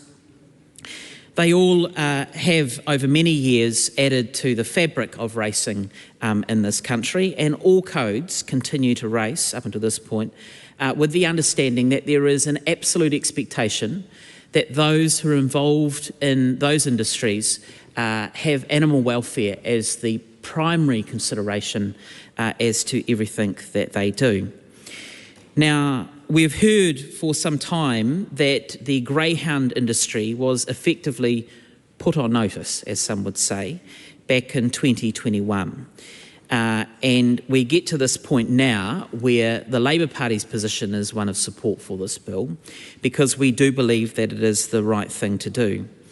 In previous contributions around second reading, Madam Speaker, colleagues talked about the Primary Production Committee, the submissions that had been received, and I say that at third reading to signal that this bill has changed from when it first arrived in this Parliament. It hasn't changed from second reading to third reading, and there were some changes that were sought at committee stage. The Labour Party did not support any of those amendment papers, and I'll perhaps talk about that in a moment. But I do want to acknowledge that this is a bill that will have an impact on many individuals in the greyhound racing industry, not just those who own or train or perhaps like to punt on greyhounds here in New Zealand, but there will be impacts much broader than that to those who perhaps are vets who are involved in aspects of race day support and others as well. So I do want to acknowledge the fact that this will have an implication on the lives of those who are involved in this industry. I do note that this is something that has been signalled as being in the pipeline for a wee while, and as Minister Costello herself has indicated, that the Minister Peters, has signalled that over some time as well. Madam Speaker, the animal welfare considerations are really important to us because they are what is behind our decision to support this bill. A lot has been said around the rehoming opportunities that the transition agency will now need to turn its mind to. There are some fantastic agencies and organisations who are out there who have for many years done a great job in seeking to rehome greyhounds. And I'll perhaps leave other colleagues to touch on that. Some of the industry participants felt as though the select committee process was the only way that they were able to have their voices heard. And I know that despite the fact that many of them will perhaps be unhappy with the outcome in terms of this bill, nonetheless, they've identified that they felt as though they were able to be heard through the select committee process. And I do hope that in time there'll be some reflection on that and an acknowledgement that the bill has changed as a result of hearing from them. Madam Speaker, the Labor Party didn't support the amendment papers that were put forward at the committee the whole stage, and I just want to indicate why that was. One of them was trying to, one area really was around the inability for the TAB to continue to accept wages or betting on greyhound racing overseas. Now, this was a change that was made by the Select Committee because it didn't accurately reflect the intention of the government to effectively ban the TAB from taking bets on greyhound racing. This is a bill that is focused purely on domestic greyhound racing here in New Zealand, and a strong view that it needs to cease and it needs to stop, and that's what this bill does. What is really important in terms of a review opportunity for the TAB continuing to take betting on international races is the fact that there is a review opportunity in the bill scheduled for some time in the future that the Minister of Racing must initiate. Now, that is not an optional choice. It is a mandatory review that is expected, and it is expected that the continuation of betting or taking wagering by the TAB on overseas greyhound racing events would form part of that consideration. So this is not the Parliament saying that we're just going to turn a blind eye to this. It will be on the radar, but the focus at the moment is on the close down of the greyhound racing industry and the roles and responsibilities that that transition agency needs to turn its mind to. The other issue was an amendment to seek to introduce a compensation mechanism for industry participants. Now, the position of the Labor Party in not supporting that is that where we are heading today has been signalled for quite some time.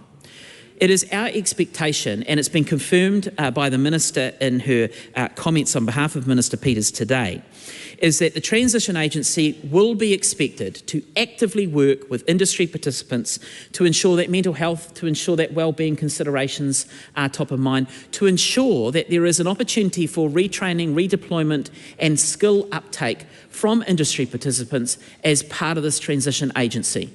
There is absolutely no expectation that the transition agency would just be stood up and basically leave the industry participants in a state of flux. No. The expectation, as we understand it, and this is the basis on which we are continuing to support this bill through the Parliament today, is that the agency in being stood up would work with industry to ensure that there are opportunities around redeployment, that there are opportunities around retraining, and that there are opportunities around support for them to continue to engage. Madam Speaker, the bill has made some changes. Well, the Parliament has made some changes to the bill as a result of what it heard in Select Committee. One is the number of people that could be on the transition agency. It has effectively increased that holding by an additional member if the Minister so chooses to appoint an additional member. Now, the Minister of Racing has been very clear that it is his intention to effectively appoint the members of the Ministerial Advisory Committee. Now, we believe that there is much logic in that because they have been working with the industry and should be working with the industry around the changes that this bill would provide. So there is a continuum in that sense of the work that they will continue. However, the Minister has agreed to amend the agreed with the changes from the Select Committee, actually, to have an additional slot on there to perhaps consider who might be appropriate if there is a particular skill set that is missing there, and being able to put that in place. The final point that I want to touch on, Madam Speaker, is around the issue of the 1 August close down of this year. There had been some conversation around whether or not that should be delayed, whether it should be staggered. Our view is that that is not appropriate, and that's why we didn't support any changes to that time frame, because in addition to this being well signalled in advance, we believe that the Transition Agency now has a suite of work that it needs to get through. The Minister talked about the 3 stages or phases that the agency would need to kind of get underway with as a result of this bill coming into force. This has been well signalled. It is time for greyhound racing in Aotearoa, New Zealand to come to an end, and this bill gives effect to that. The reasons have been outlined, and it's on that basis, collectively and individually, that the New Zealand Labour Party will support this bill this afternoon. Steve Abel. Thank you, Madam Speaker. I rise on behalf of Te Pāti Kakariki to speak in support of the third reading of this bill, the Racing Industry Closure of Greyhound Racing Industry Amendment Bill. There has been a long and storied history, Madam Speaker, on the process to achieve this bill coming to its third reading today. The Green Party has for a long time called for the end of greyhound racing. I found a post on the Facebook page of Mojo Mathers from 2016, where she received a petition from the Greyhound Protection League calling for that closure, and the Green Party supported that call then. That was a short time after the report, the Hansen report, and subsequently the Robertson report, and before that there's a report in 2013, all of which highlighted the problems and the challenges with racing greyhounds, the injuries that they suffered, some of the cruel practices in the industry at the time, and I acknowledge that some of those practices are no longer in place now. But insufficient has been done to address the fundamental harm that occurs to animals in the process of racing them. And that's why we have this bill today. I also acknowledge that in 2022, my colleague Chloe Swarbrick had a bill in the biscuit tin that would bring about the closure of greyhound racing. I inherited that bill when I came to Parliament in 2023. And I put questions to the Minister in June, Scrutiny Week 24, saying, is he the Minister who has the intention to show the decisiveness that this issue requires and actually bring the industry to a close?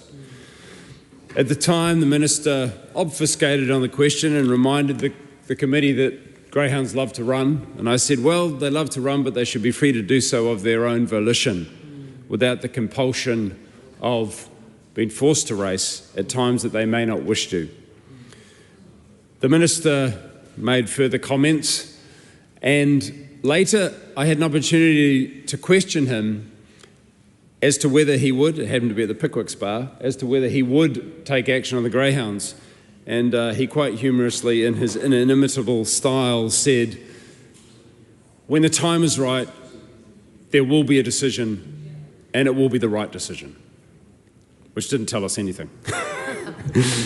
It turns out it was the right decision, Madam Chair. It turned out it was the right decision that the Minister took. And it is worth acknowledging that it has taken many years for us to have a Minister willing to be this decisive, and we must give the Minister credit for that. I withdrew my bill from the biscuit tin, though I had actually sent him a copy of it in May 2024 and invited him to adopt it. I withdrew it in December 2024 because it became very clear that there was a serious intention on the part of this government to support the closure of the industry. It must be acknowledged all of the organisations and advocates for greyhound welfare who have pushed hard for a long time to achieve what we are passing today. SPCA, Hoo-Ha, SAFE, the Greyhound Protection League and many others who have stood in defence of the right of these dogs to live happy, healthy lives in loving homes.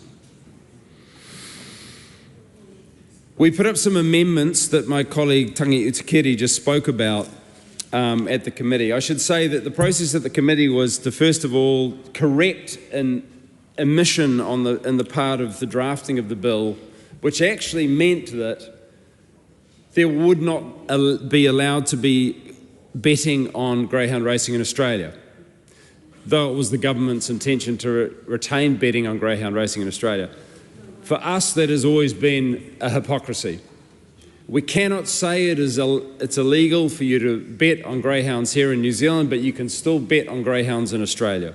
It is not fair for us to shut down an industry here, but allow New Zealanders to bet on the same industry where the same welfare issues occur in Australia. That's the Green Party view of it. So when the amendment came to the committee to correct that omission in the drafting, the Green Party voted against that amendment, Madam Chair. No other party in the committee did vote against that. We subsequently put those amendments before the House at the Committee of the Whole. Again, no party, apart from Te Pāti Māori and the independent MP Takata Ferris, voted with us on our amendments. I want to acknowledge that the money that will be coming from that racing in Australia, around $44 million over 3 years, will go towards the cost of winding up the industry here, including the rehoming of the dogs, including the support for the well-being of those who are currently dependent on the industry. We support that very much, but we believe that money could have come directly from other codes in the TAB, in the RIB. We put a second amendment that the time frame on which the gambling in Australia could continue should end automatically in 3 years. That was also voted down, but we think that a subsequent government could re-adopt that. I want to note in a recent conversation with the SPCA that they believe the rehoming could be done and can be achieved in quite a timely fashion, noting that in Florida they rehomed 5,000 to 7,000 dogs in 2 years. That the SPCA themselves are rehoming 300 animals a week and 16,000 animals a year. So with all of the agencies that we have on board, the existing rehoming agencies, we acknowledge their very important work to date and their ongoing important work, and all of the animal welfare organisations on board with this, it should be very much achievable that we rehome 1,500 to 1,600 New Zealand dogs in a relatively timely fashion. But we must make sure that they are going to loving and caring homes. And it may be that there is a transitional need for foster homes before there are permanent rehoming.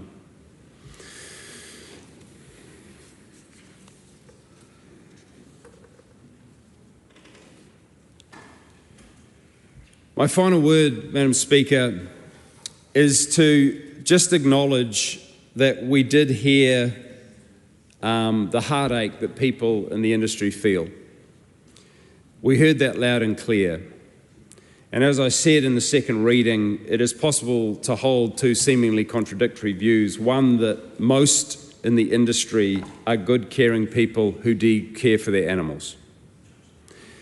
And the second view, that too many dogs have suffered and died and will continue to do so for us as a society to accept the continuation of greyhound racing. And that is the view that we as Te Pāti Kākāriki hold. It is time for this industry to come to an end. It must be done in a compassionate way for the people and for the animals. And as to the question of compensation, we do support funding for supporting people in transition to new forms of work. We do not support direct compensation for material losses. And the reason that we do not, Madam Speaker, is that we believe that sets a bad precedent. And I'll give you a quite intense example, Mr. Luxon, of why we don't want to set that precedent. When it reaches a point that a society finds a certain industry or activity no longer meets the morals of that society, i.e. that activity has exceeded the social licence of that society, it is appropriate that that society and its legislators should have a right to bring that industry to an end. In 1833, when it became clear it was no longer acceptable for there to be slavery in the world, the British Parliament passed legislation against that slavery, but they made the terrible error of compensating the slave owners for the loss of their industry. Now, I am not in any way suggesting that the Greyhound races are in the same category, but I simply make the point, and a glaring example, that if we set the precedent of compensating industries that have moved beyond the social licence of New Zealand, we set a dangerous precedent. Because there are other industries, if we are to deal, for example, with climate change, that we are likely to need to bring to an end as a parliament. So we do not support the compensation. We do support direct work to support those people in transition, and that may be financial work for their mental well-being and for finding them new jobs. Thank you, Madam Speaker. Cameron Luxon. Thank you, Madam Speaker. I rise in opposition to this bill because this is not a happy day for Parliament. What we're doing here is not built on respect for the people who this is affecting. It is a debate that is not reckoned with the principles that it is creating. We have heard phrases like social licence thrown around as a substitute for facts on the ground, and as if it can be used instead of a meaningful engagement with the people whose livelihoods are on the line, who were not engaged with, who came to the Select Committee, had their say, but what changes did they get? When these people have tried to engage and ask for meetings, they've been told that they need to talk to a Wellington bureaucrat and not talk to the actual people who are making the decisions. These lawfully acting New Zealanders have been called sinners, and that reminds me of when one minister of a previous government called protesters a river of filth. When they questioned the levels of engagement, when they raised their concerns, they were told they should be thankful. Thankful that the industry is being taken away with the claim that they have been saved in the past. Because let's be very clear about something. This industry was not built in Wellington by MPs in this House or by fancy suits in the Beehive. This industry was built by hard-working New Zealanders, Kiwis with rough hands, and not done by favours or handouts from government. They built an industry and a community through decades and generations of work. And now they are being told that they're the problem and they don't deserve to have what they've worked for, what they've invested in, what they've lived in. I remember, Madam Speaker, when the war on farmers labelled us. I remember being out there on the back paddock on the ranch and thinking about the city folk calling us all kinds of things and the pain that caused in our soul. I remember how that felt, and I say to those out there who remember that pain, think of how these folk feel today.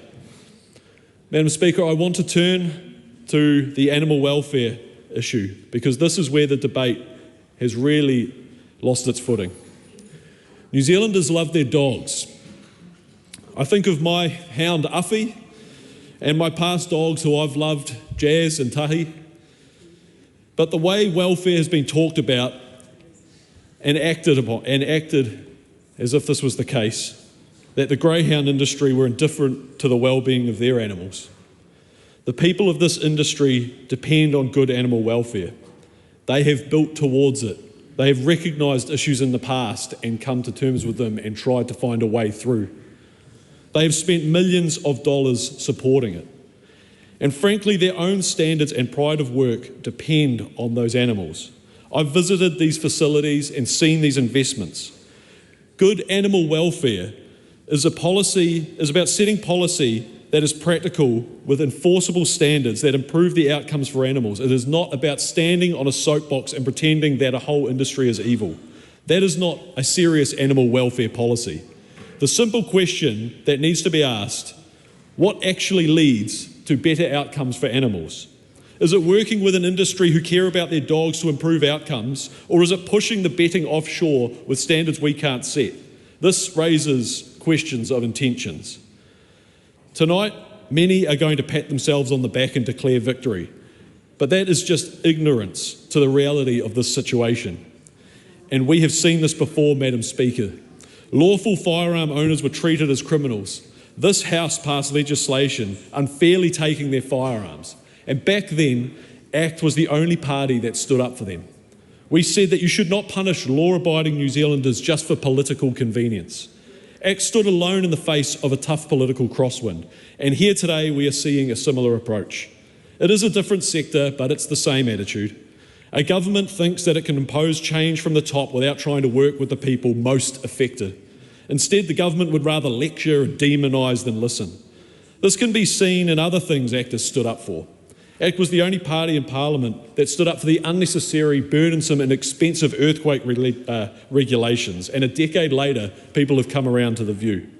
ACT was the only party that stood against the Zero Carbon Act, while every other party in the House voted for it, and now we have parties adopting ACT's view that it was a mistake and that we need to have a good review. Even if it's too late for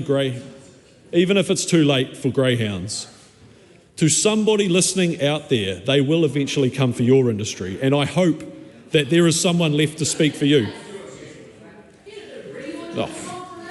Now, she loves running, it's great. Now it's important to discuss what we've heard about, how this transition will be managed. We have been told that the transition agency is filled with people who are experts. But the truth is, rather than letting industry wind itself down, we're taking away decisions from people on the ground and giving it to people whose jobs are in Wellington. We're putting trust in the system over trust in New Zealanders. And I have to ask, when did we stop trusting the people that this country was built on? When did we decide that salt of the earth Kiwis, the ones who actually do the work, could not be trusted with their own future? In ACT, we still trust them. We believe that these people, I have definitely engaged with this bill. We believe that these people with decades of experience and a proven record of improvement should be involved more deeply. It's more deeply. It's not the job of government to be micromanagement, and the simple principle is this. You cannot light the fire and claim the credit for putting it out. In this case, you cannot undermine an industry and then turn around and say that you're saving it. You certainly cannot expect those to be thankful for it. New Zealanders can see through this vegetative verbiage. ACT's offered solutions to this problems in this bill. We went out, we listened to the community. My colleague Laura and I visited the Addington Raceway to hear directly from those affected. We had a great time. We watched the races, the dogs going hard, checked out the infrastructure, saw how happy, how ramping and amping to go the dogs were, dogs having fun. But there was a sting of sadness in the air, Madam Speaker. Disappointment with this ban. It was sitting like the sword of Damocles above them, but the string had been broken. From these meetings, we learnt some important things. These folk are not delusional. From the moment the ban was announced, they knew that there was a very little chance of it being changed. So when I talked to them, they were able to let us know what could be done to ease the transition. The first issue raised was people was straightforward. They wanted compensation for the state taking away their property, and fair enough. I said it in my second reading speech, and I'll say it in this House again. We need to understand just how extraordinary this step that we are taking actually is. It is extinguishing an industry. And when the state does that, it simply cannot walk away. It must recognise the consequences. That's why I put forward an amendment which was debated during the committee stage. But what is the response? That these people do not deserve to be compensated because they've somehow failed? Madam Speaker, how can they have failed when they followed the rules Parliament set for them? And now, in good faith, after the fact, we are rewriting the rules.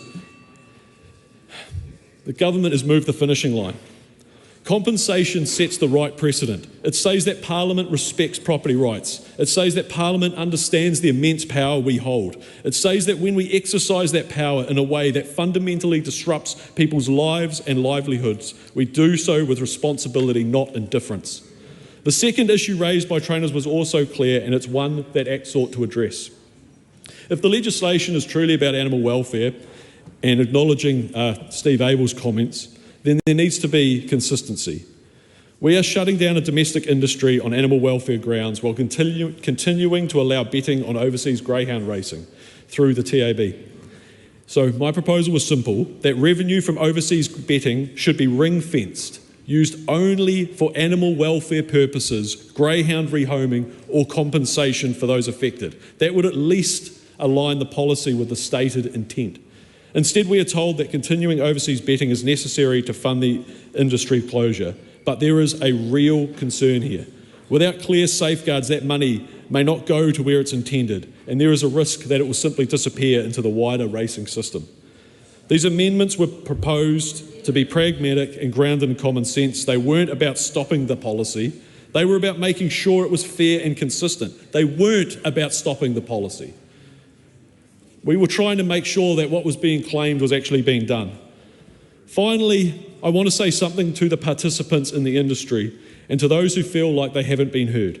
Listen carefully to what is being said in the House today, because it tells you everything you need to know about how parties see you and your communities.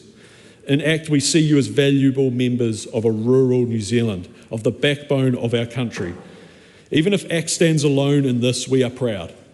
We will always stand for a Parliament that knows it's not above the people and instead understands that we work for the people. Suze Redmayne. Thank you, Madam Speaker. I rise today to address the Racing Amendment Bill, legislation that marks a turning point for greyhound racing in New Zealand. Feedback from those in the industry has been at the heart of this process, and I'd like to thank everyone who submitted, including the trainers, breeders, track staff and families who spoke passionately about their enduring love for their animals and their jobs. This bill's impact is far-reaching. After listening to submissions, we've ensured resources are not just focused on animal welfare and rehoming, but on the pastoral care and support people will need during this transition. Madam Speaker, we owe these individuals compassion, dignity and practical help as they adapt to this profound change. The Select Committee process brought some important improvements, and I'd like to acknowledge Chair of the Primary Production Select Committee, Miles Anderson, and committee members for their engagement and commitment to this process. The Racing Amendment Bill is a response to changing social licence and the evolving expectations of society. Right now, our resources and empathy must be directed both to the dogs needing to be rehomed and to the people who have cared for them and built their lives and livelihoods around them. Madam Speaker, I'd like to once again acknowledge and sincerely thank everyone who submitted on their bill. I know for many of them the outcome of this bill is imaginable, and I sincerely wish you all the best. Was it on? Speaker. Kirkpatrick.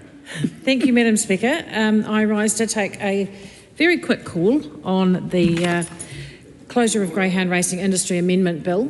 Madam Speaker, I think you missed my colleague's call before Dana Kirkpatrick's.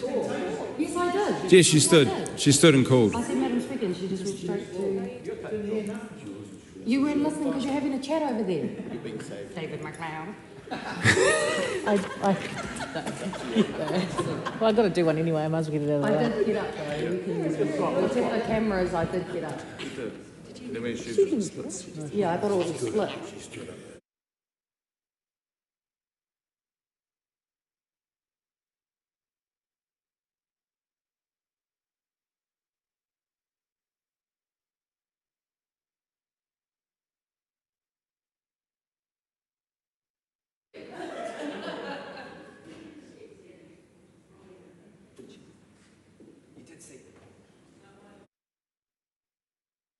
Dana Kirkpatrick, but the sheet I was using didn't tell me that it was a split call, so that's why I didn't see you over there. So I'm sorry. I will come back to you next call. Dana Kirkpatrick. Thank you, Madam Speaker. Yes, as I was saying, I rise to take a short call on the racing industry closure of Greyhound Racing Industry Amendment Bill. Look, I understand this has been a difficult time for many involved in the sector, and I just want to commend the good work by the Select Committee to do their very best to reach better outcomes in some very challenging circumstances. There's been a lot of passion and emotion involved in this bill, and I want to just leave our thoughts with all of those people who are involved and all of those animals who will find new homes, hopefully. I think that it is best just to leave it at that, and I can happily pass it over now to my colleague and friend over there, Tamitha Paul. So thank you, Madam Speaker. Madam Speaker, over here in the back. I hear you and I see you. I call Tamitha Paul. Thank you, and thank you to the previous speaker, my friend, I like that, and colleague, Dana Kirkpatrick. So, I actually want to respond to what ACT MP Cameron Luxon was saying in his speech, and I don't want to have a go at what he's saying because I get that you're standing on your principles and I respect your freedom to do that. But, you know, I said, how would you feel if that was your dog? And he said, my dog loves to run. So does my dog. And when I looked at this bill, here's a picture of him. His name's Max for the Hansard. He's also known as Muckman, spelt M-U-K-M-A-N. And he's a rescue, but he's a Greyhound Border Collie mix. And he loves to run. He is the most annoying dog ever. I get home at 10 o'clock at night and he comes right up to me and stares at me. And that's, if people know Greyhounds, they stare. And it's really annoying. It's because they get. But because he loves to run, they also are single-mindedly focused on what's in front of them. So Greyhounds have been bred over generations and decades, if not centuries, to focus in on the thing that they're chasing and to just lock on and chase it. And I know that because that is exactly what Max does. When he sees a rabbit, when he sees a possum, when he sees a little ferret, he goes for it and he doesn't care what's around him. And that has meant a very expensive vet bill. And that's the thing about greyhounds is they love running, yes, but they also really hurt themselves in the process when they're doing that. And I know that that was identified as part of the reports leading up to this moment, that there have been parts of the industry that mean that the way that greyhounds were being raced actually injured them. I've got an example while I've been an MP where Max almost impaled himself on a stick because they're just so focused. And people might have seen me on the front lawn throwing a ball for Max, and that's also a risk because I'm always really scared that he's got to knock somebody over. But it brings people great joy because even parliamentary staff go out there and throw the ball for him, which is really nice. But this is the thing about those dogs. They are massive idiots as well. They don't care about what's going on around them. They have no spatial awareness. They just go for the thing. And that's why there have been all of these red flags raised about the injuries because they just go for it. And my understanding is that because of the way that the race courses are, they are hurting themselves when they're turning those corners. And my understanding is that the greyhound industry knows well about the injuries that happen to these dogs. And I know there have been 3 reports making recommendations about how the industry can improve their welfare so that dogs don't get injured. And nobody ever wants to see a dog injured. I don't know about you guys, if anyone's a dog person in here, but when you step on your dog's foot and they squeal, you feel like the worst person on earth. And I remember seeing a video of a greyhound on meth. I'm not sure if it was a New Zealand dog. And the speaker's looking at me in a puzzled way. I looked up when I was sitting here, Greyhound racing methamphetamine. There's an article from 2021. Greyhound zipping Sarah wins race while on methamphetamine. An article from 2023. Greyhound racing case lengthy ban imposed on mother and daughter. RNZ. 2026. Winning greyhound test positive for methamphetamine. this is the kind of practices that have come about. And sure, these might be the worst examples of treatment within the racing industry, but unfortunately, because the greyhound racing industry has failed to meet these constant warnings to buck your behaviour up, they have lost their social licence to continue as an industry, to take that directly from the Right Honourable Winston Peters, who I thank for having the courage to be the one to finally end this cruel practice. Because dogs, I've got two, they are not just things to race. They are their own beings with their own personalities, thoughts and feelings. And I just hope that this is a really big signal to everybody out there that you can adopt one of these greyhounds. Just Google Adopt a Greyhound New Zealand. They will be looking for homes. They are beautiful companions. They will keep you on your toes. They are extremely loyal, intelligent creatures, but stupid when they're chasing something. And I really want to encourage everyone at home to consider adopting a greyhound as this industry comes to a close. Jo Luxon. Madam Speaker, I rise as a member of the Labour caucus in the Primary Production Select Committee in support of this bill that we are speaking about today to bring to an end the commercial greyhound racing industry here in New Zealand. I want to respond to something that Cameron Luxon mentioned about this not being a happy day. And I don't think that necessarily anyone here is saying that this is a happy day, because we are fully aware of the implications that this piece of legislation and the change has on those that are directly involved in the industry, whether it be breeders or those that work in the grounds preparing tracks, etc. for racing. But, Madam Speaker, the industry has pretty much been on notice for many years now. We've had multiple reviews.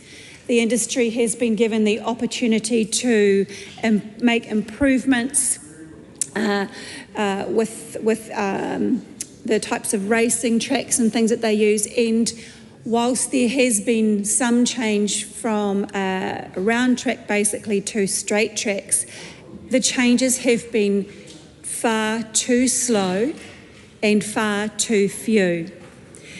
But, Madam Speaker, I do, on that note, just want to acknowledge all of those from the industry that did submit on this bill to us in the Select Committee, and there were some really heartfelt submissions given by these people, and we are talking about families in the industry. And I might have mentioned in my second reading, we're not talking about big commercial business. We are talking about families here who have been involved in this industry for many, many generations, and we clearly heard from those who really love their animals and care for their animals, including, a lot of young people, young children. But we cannot ignore, Madam Speaker, the amount of deaths and euthanasia, animals that are having to be euthanised as a result of the racing in this industry. And New Zealand is a country that absolutely prides itself on our animal welfare standards. And, Madam Speaker, and I think this is something that around the world people are taking another look at. Actually, up until today, or when this bill passes, New Zealand is only one of a few other countries that actually have commercial greyhound racing. I think Australia, UK and Ireland are the other countries, and I think there are only 2 racing tracks in the US. So this is an industry that is on notice around the world as perhaps, that will come to an end. One of the really important pieces of this piece of legislation, Madam Speaker, is the transition, just try and find the right wording here, is the transition group that are going to be put in place. They've been part of the advisory group to the Minister, and the fact that these members are going to move to this transition group group or board is really important to allow for that continuity. They are very familiar with the bill, they're very familiar with the issues that have been raised, and their role is going to be of absolute core importance in supporting those that are involved in the industry, whether it be to help support with the upskilling. I know that in the Committee of the Whole there was a proposed amendment raised or brought to the House around compensation, financial compensation, and that was obviously voted against. And I think that this particular group or board, they will be compensating in a way insofar as helping to support those to upskill into new roles and new jobs. The other part that they will play that is really important in this piece, in this bill here, is to ensure that the animals that are rehomed to appropriate new owners, because I can only imagine that taking on an animal that has come from that racing industry will take a little bit of a transition period, probably for the dog to go from being a racing dog to being a pet at home and living quite a different lifestyle, Madam Speaker. The other thing that has changed from when this bill first came to the Select Committee and then after submissions and didn't change through the Committee of the Whole process is the ability for the TAB to continue to take bets for overseas greyhound racing. This will support the financial implications to allow for this change to happen within the industry, Madam Speaker, because the intent was that the New Zealand taxpayer would not be footing the bill for the changes that this legislation brings about, but that it should come from industry itself. So, Madam Speaker, I do really want to acknowledge the families that are impacted by this. It was not a piece of a bill that the committee took lightly.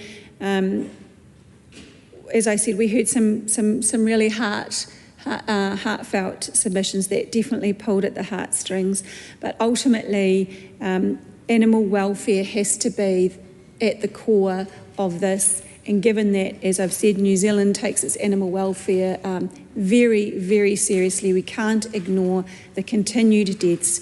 We can't ignore that we were only one of a very small number of countries that continued to allow this to happen.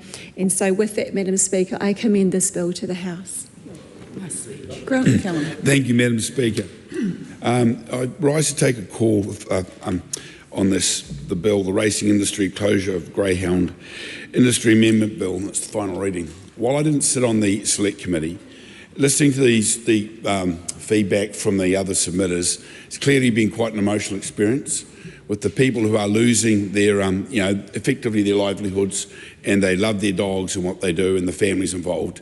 And I think it's really important just to remember and acknowledge that. And with that, Madam Speaker, I'll leave it there. Thank you.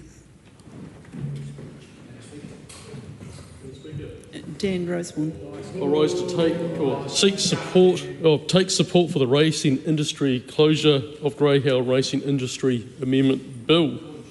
We do so because it reflects a difficult but necessary decision, one that balances the imperative of animal welfare with the fairness of people whose livelihoods have been tied to the industry for many years.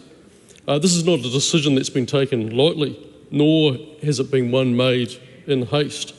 After multiple reviews and years of scrutiny, the conclusion has become unavoidable, and the greyhound racing industry has repeatedly failed to meet those acceptable welfare standards. The evidence has been consistent. Systemic issues have occurred, high injury rates, preventable deaths, and insufficient oversight. And, we come to a point where reform is no longer credible. At some point, we must act. And this bill does exactly that. It removes greyhound racing as a permitted betting activity in New Zealand and provides for an orderly, humane and well-managed wind-down of the industry. Importantly, it does so in a way that has been significantly strengthened through the Select Committee process. And I want to acknowledge that process Over 2,000 submissions were received. That's a substantial level of public engagement, and it has led to meaningful improvements in the legislation that is before us today. The bill we are debating is now actually better and more balanced and more humane and more practical because of that scrutiny. At its core, this bill places animal welfare where it belongs, at the centre. It strengthens prohibitions against unlawful destruction of greyhounds.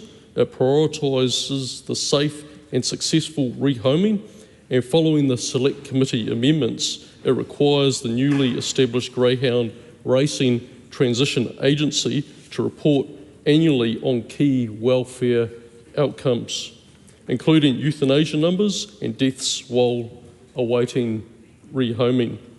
And Madam Speaker, that transparency matters. It ensures accountability and it gives confidence to the public that this transition will be conducted with care and integrity. The bill also makes clear that new owners of rehomed greyhounds must be informed of their obligations under the Code of Welfare for Dogs. And that is a practical but important step in ensuring that these animals are not only rehomed, but properly cared for in the long term.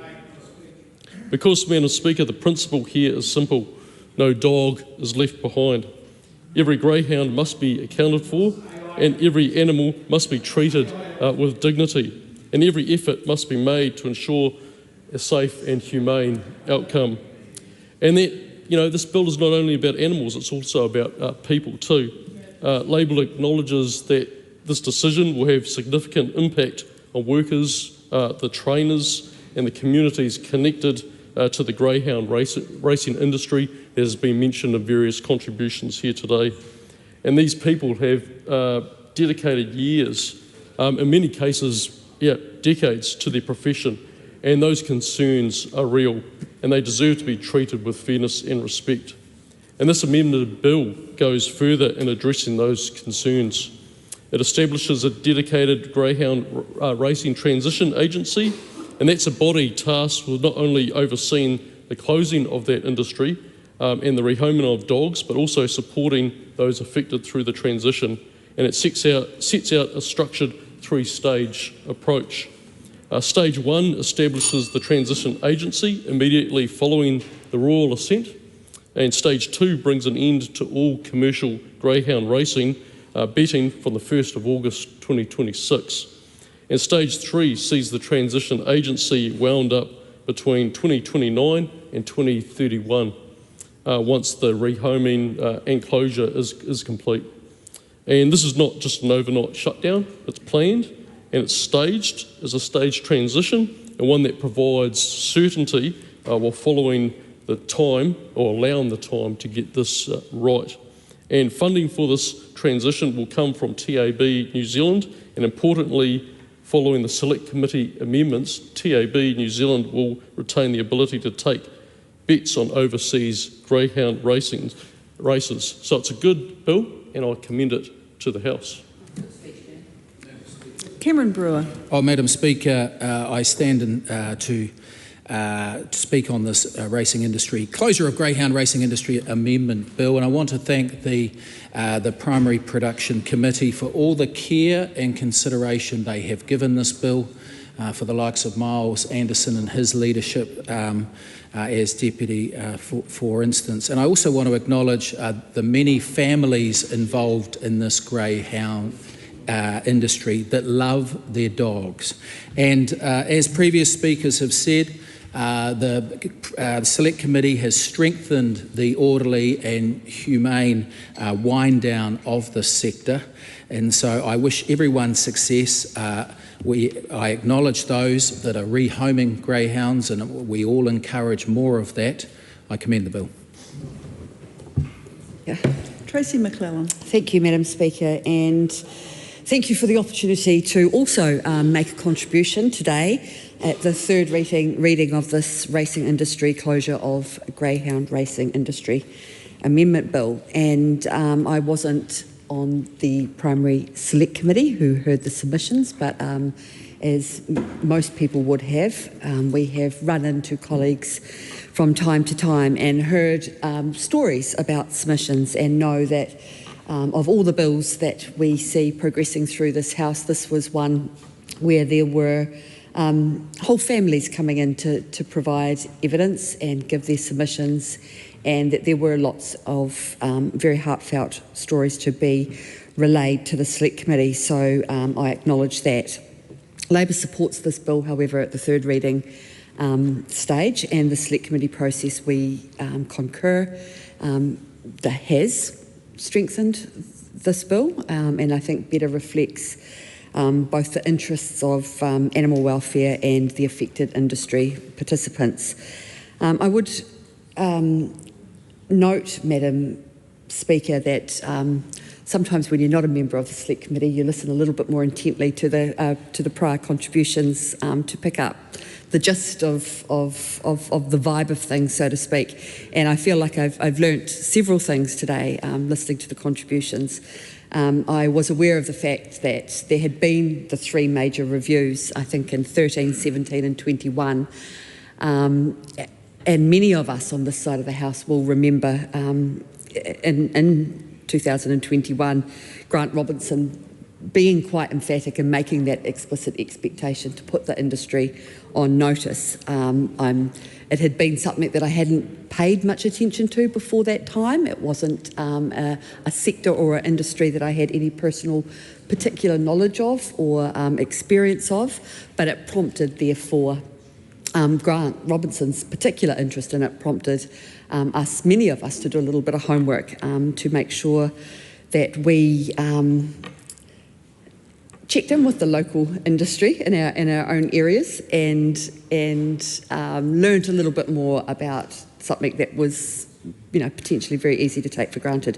So I remember that passion, and I'd like to acknowledge the work that Grant Robinson did in those early stages of being very explicit about putting the industry on notice, because I do agree that there's only so long that you can continue to hope for improvement. There's only so many reviews and expectations that can be set without seeing some major changes, because at the end of the day, the harm here is harm to animal welfare and to real life animals, and that is important. I'd also like to acknowledge Eugenie Sage, and Eugenie Sage, a very valued member of this Parliament and local resident in Banks Peninsula, who also was incredibly passionate about this issue and had taken the opportunity to, on several occasions, raise welfare concerns using that parliamentary process. So I acknowledge that. But today, Madam Speaker, we are here because this bill removes greyhound racing as a permitted betting activity and winds down the industry, as we've heard, in an orderly, in a humane and in a well-managed way, with key improvements that were secured during the Select Committee process.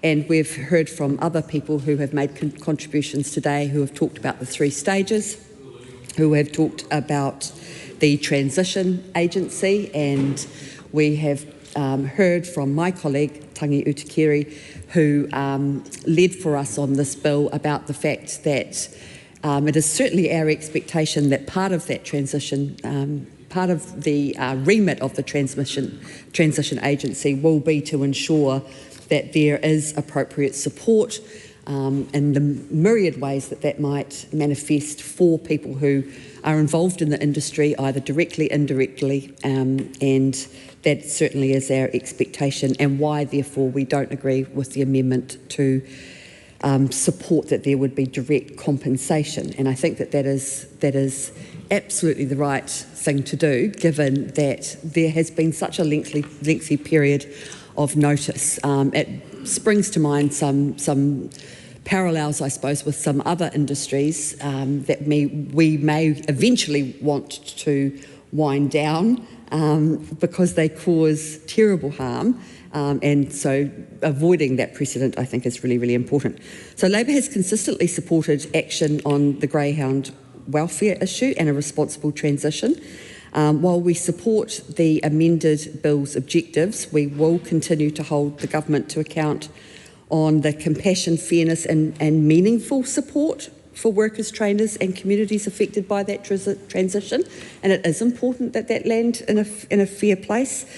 It creates a Greyhound racing transition agency, as we've talked about, which is a dedicated body to oversee the closure and the rehoming of dogs. And I would like to take the opportunity, Madam Speaker, to reiterate what several people have said, including the Minister who introduced this bill at third reading, that it's time for many people, perhaps, hopefully, to consider adopting or to consider fostering a greyhound.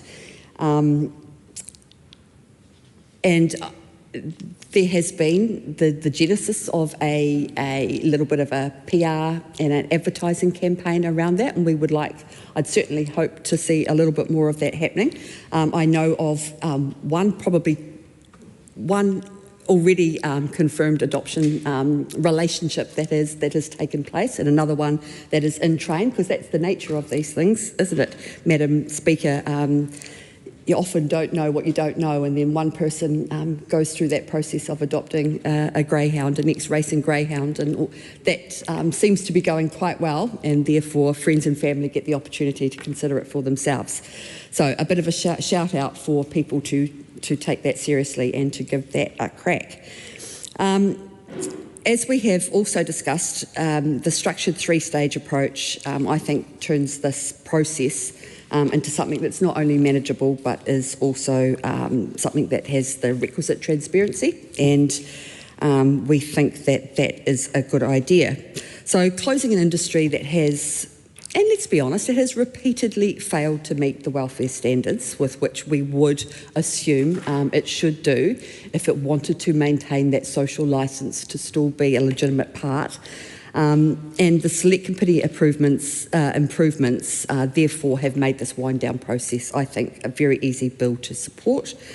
As long as the protections for animal welfare and dignity remain at the heart of that decision-making process, which I absolutely believe is the right thing to do, then I think that we can be rest assured today during this process that that is a good decision, and Labour will continue to support the bill. David McLeod. Thank you, Madam Speaker. I rise to take this final call in the third reading for the racing industry closure of Greyhound Racing Industry Amendment Bill. I think what I have experienced with the fact that I haven't been a member of the Select Committee, but listening to the speeches of those that were, this has been a very emotional journey with regards to the passing of this bill.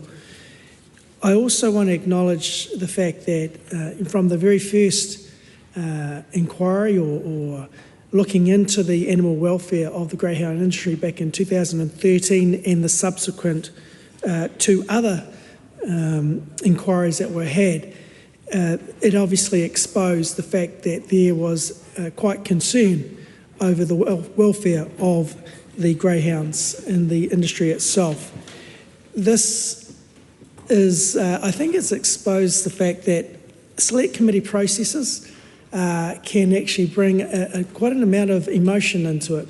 And the previous speaker mentioned about the fact that families came into the Select Committee rooms in quite emotional states with how this is going to affect them with this, an industry that they love, an industry that they have passion for, and also animals that they also love as well. So I am mindful of the amendments that were provided throughout the Select Committee process, which strengthens the bill itself, and I want to acknowledge that I want to convey to all those that are all part of this sector all the very best in this transition away from the closure that's going to occur shortly. I commend the bill to the House. The question is that the motion be agreed to. Those of that opinion, please say aye. Aye. To the contrary, no. The ayes have it. A party vote is called for, Madam Clerk. New Zealand National. 49 votes in favour. New Zealand Labour. 34 votes in favour. Green Party of Aotearoa, New Zealand. 15 votes in favour. Act New Zealand. 11 votes against. New Zealand First. 8 votes in favour. Te Pāti Māori. 5 votes in favour. Taku Te Ferris. 1 vote in favour.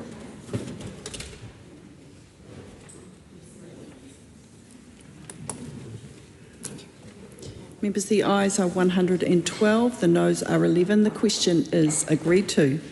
Racing Industry, Closure of Greyhound Racing Industry Amendment Bill, third reading. I call on Government Order of the Day number 2. Trespass, Specified Residential Premises and Other Matters Amendment Bill, first reading. Madam Speaker. The Honourable James Meagher. Madam Speaker, I present a legislative statement on the Trespass, Specified Retail Premises and Other Matters Amendment Bill. You need to seek leave for that. Oh, the drill sheet. Madam Speaker, I seek leave to present a legislative statement on the Trespass, Specified Retail Premises and Other Matters Amendment Bill. Leave has been sought for that purpose. Is there any objection? There appears to be none. Madam Speaker, I move that the Trespass, Specified Retail Premises and Other Matters Amendment Bill be now read a first time. And the legislative statement is published under the authority of the House and can be found on the Parliament's website.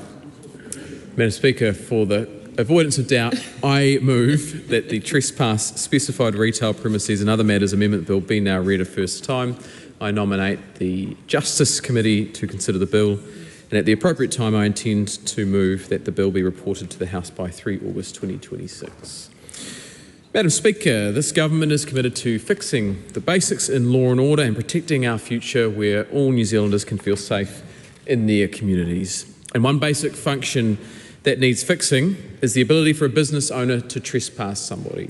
But before we fix that ability, Madam Speaker, can I just take the opportunity to congratulate a couple of my colleagues, Mr Cameron Brewer and Mr Michael Butterick, for their ascension to the ministry forthwith. It's always good to see a experienced man about business in the ministry, and also Mr Butterick being a mid-Cantabrian that we've snuck up to the Wairarapa. It's very good to see his promotion as well. And I'd like to acknowledge the contribution, of course, of Ministers Collins and Reti over many, many years. Madam Speaker, back to this bill. The Trespass Act is not working effectively or practically in a modern-day urban retail environment. These laws have remained virtually unchanged since the 1980s, when its focus was the removal of people from places like farms and private dwellings where the general public had no reason to be. It was not drafted with private premises in mind where the public can expect to freely enter, such as malls, busy shops, dairies and supermarkets.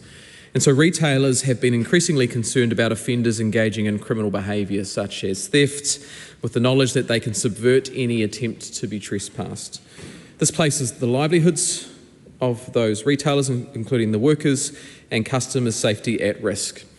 About 230,000 people work in our retail sector, and the cost of retail crime in this country is in the billions.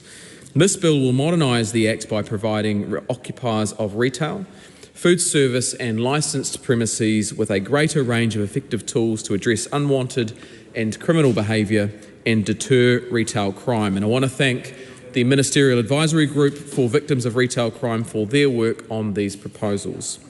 The bill at hand responds to the concerns reported by retailers with 5 key changes. First, the bill will increase the maximum period that someone can be trespassed for from 2 years to 3 years. It will also give all occupiers the discretion to set a trespass period of any time up to the 3-year maximum. Providing this greater range of timeframes for trespass will allow retailers and other occupiers to take the individual's behaviour into account when making those decisions. For example, a very short trespass period of a few months may be sufficient to encourage a change in behaviour, while a full 3 years may be appropriate for people who cause serious harm to workers or who threaten them with weapons. Madam Speaker, another change is to provide occupiers of retail, hospitality and licensed premises the new ability to preemptively trespass a person from more than one location at once. This takes into account the issue of what happens when you trespass someone from a bar in one part of the CBD and then they just hop to the next, causing chaos along the way. With this owner, the owners of chain stores as well, such as supermarkets, will be able to preemptively ban a person from entering any of their stores throughout New Zealand. Occupiers of individual premises will also be able to use this power to trespass a person from any location, providing they have the authority from other occupiers of these locations to trespass a person on their behalf. This change is focused on stopping those offenders from simply moving their criminal activity from store to store. This is a limited power because it will only be available to occupiers of retail, hospitality and licensed premises to deter retail crime. The occupiers of other types of premises, including places occupied by councils, will not be able to use this power, but of course I'm sure the Select Committee will be interested in the feedback on this issue. Madam Speaker, the bill will also close a loophole where people who are presented with a trespass can avoid that trespass simply by walking away, or they can threaten the occupier and intimidate them into not providing that trespass. Under the bill, a person will be deemed to know that they have been trespassed in retail and hospitality spaces in some circumstances. This will be in situations where the occupier has clear evidence that the attempted trespass was frustrated in some way, such as being interrupted by aggressive behaviour. Similarly, to support trespass to be a more effective tool, the changes in the bill will provide backstops for the time and the place of the trespass. This will be in circumstances where an occupier does not or cannot specify to the person a time period or additional locations applicable to the trespass. An example in the retail context is where the occupier tried to trespass someone from that person intentionally, but that person intentionally prevented the trespass from being communicated. Madam Speaker, I'm having difficulty catching up with the tense and the pronunciation of trespass and trespass, but we'll get there. In these circumstances, the trespass will default to a 3-year period and only apply to the location at which the trespass of that person was attempted. I'm pretty sure I'm getting it wrong, but that's fine. I'm sure Dr. Webb will correct me along the way. This will help to ensure that someone is successfully trespassed and remove any excuse that the trespasser didn't know where they were trespassed from and for how long. Finally, it could be trespasser, I'm not too sure. Finally, the penalties for the trespass offences have not been updated since the legislation was enacted back in the 1980s, a good decade indeed. As a result, the penalties are now far too low to act as a real deterrent. They do not reflect the actual harm experienced by retail workers when people break the law and trespass where they have been told to stay away. The bill will increase penalties from $1,000 to $2,000. The penalty will also apply to the new offence for trespassing on specified retail premises. The bill will also increase the penalty for a person who fails to give their name or address to a constable or to a private occupier to $1,000. Madam Speaker, from day one, our government has worked tirelessly to ensure that criminals face real consequences for their actions and that victims' interests lay at the heart of our criminal justice system. This bill is yet another step in that right direction, and it provides retailers with another tool to protect their livelihoods and to deter retail crime. Madam Speaker, I commend the bill to the House. The question is that the motion be agreed to. Madam Speaker. Camilla Ballot. Thank you, Madam Speaker. I rise to take a call on the Trespass Specified Retail Premises and Other Matters Amendment Bill. Now, Madam Speaker, retail crime is a very serious matter. It's something that we all, I think, take seriously in this House, and especially at times like we're currently going through at the moment when there's a fuel crisis and people are struggling. We do not obviously need, and retailers do not need additional stresses to deal with, and obviously retail crime is often one of those things. So I think that is very important to note at the outset. Additionally, we have a belief that when we change the criminal law in New Zealand, we should change it in a way which is clear, fair and consistent with the principles of innocence until proven guilty, and also acknowledging important legal principles like making sure that the mens rea, which is the intent or mental element of a crime, is also acknowledged. Unfortunately, in this bill, there are a mix of things which I think will be of great assistance to retailers, and a few other things which probably need to be clarified at Select Committee. And I do look forward to looking at this at the Justice Select Committee and seeing if there is a way that this bill can be improved on. The Minister is correct. This bill, I understand, was first drafted in 1980. A significant period of time has elapsed since then, and I think there have been calls for the update of trespass law in New Zealand for a period of time, and I understand that this has been a subject of academic and also consideration by experts on this matter. So the point of reforming trespass, I don't think, is necessarily something that many people would disagree with needs an update. There are a few different provisions in this bill. The provision there are two provisions around the amount of time the trespass order can be put in place, extending that time for a year, and also extending the fine. Those are relatively minor, and I don't think that meaningful, but also not that objectionable. So I'll put those to one side. The other key matters in this bill, and I think one which I understand is important to retailers, is the ability in this bill to allow for, say, a retailer or, say, when there are a different conglomerate of different shops under the same umbrella, to be able to trespass a person from all of the different outlets that particular operation may have, and at the moment allegedly that is quite difficult. I don't think that's something that we object to in principle in terms of encouraging the ease of trespassing someone when there's a clear issue. I think the things that do need to be considered with that particular provision is we have had issues raised by the Privacy Commissioner in relation to the sharing of details about people. They have raised concerns that information could be shared in a way, even when it isn't likely that that person would trespass from that particular location. So, for example, someone may have been trespassed from a North Island shop, and they may be trespassed from one in Te Anau, for example. It's not very likely that that person, it's possible, but it may be not very likely that they would, in fact, go all the way down to the bottom of the South Island. My colleague knows how long that trip often takes in order to attend somewhere where they've been trespassed. So there's a balance here, like there is in all things. There are serious concerns about this particular bill. Even in the information provided by the government, we see concerns around the Ministry of Justice bringing up the rights of children, whether children should be excluded from this. There are concerns about this disproportionately affecting Māori. That's also brought up in relation to the Treaty of Waitangi obligations. I have had a brief look at the Bill of Rights vet, although I think that doesn't find that there are Bill of Rights issues. There are clearly human rights issues which do need to be addressed by this. So there are serious concerns that we have around this. Hopefully these can be addressed in Select Committee. But the most serious one is the change to 4C, where it appears that a person could be trespassed without even knowing that they have been trespassed. This wording at the moment is very wide, and Labour would like to see this looked at very carefully at Select Committee if we are going to be able to support this moving forward.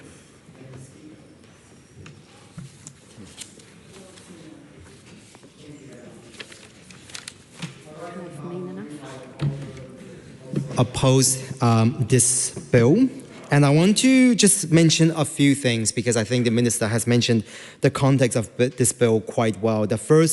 I think the first red flag for anyone is the fact that this came from the recommendations from the Ministry Advisory Group for Victims of Retail Crime, which, as we all know, is an incredibly turbulent MEG. And one part of that recommendation from that particular Ministerial Advisory Group is widely opposed by literally everyone, including the police, other than those members who are left on that Ministerial Advisory Group when it disbanded.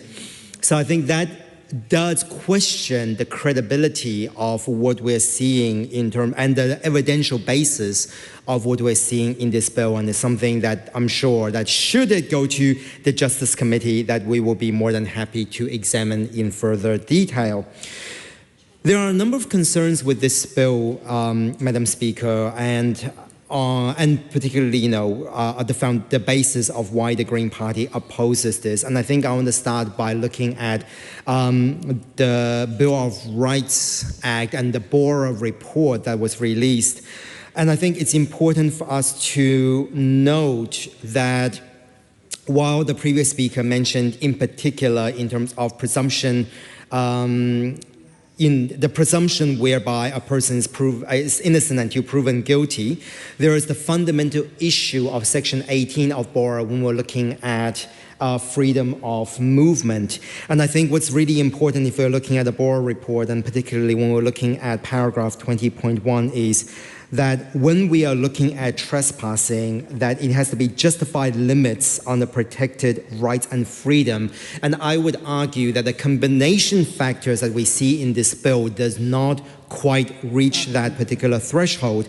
Now, the first thing is this does expand the scope to multiple locations. And that multiple locations could be supermarkets, it could be petrol stations, and that particularly when you're looking at rural areas, will have a significant impact to people who have been trespassed in terms of their ability to move around under the Bill of Rights Act, particularly in the midst of a cost of living crisis and a fuel crisis. That being the first point. And I think it's also important to note that if we're looking at limits on justification, limits on the rights and freedom, and particularly Section 18 of BORA, we also need to consider what is introduced in Clause 7 of this bill, which is a trespass order can be delivered orally. So as someone who is leaving potentially may have heard you, they're like, sorry, you have been trespassed from this petrol station, and all petrol stations in this area, or all supermarkets, four squares, countdowns, etc. in this area. That is what is going to happen when we're looking at this particular bill.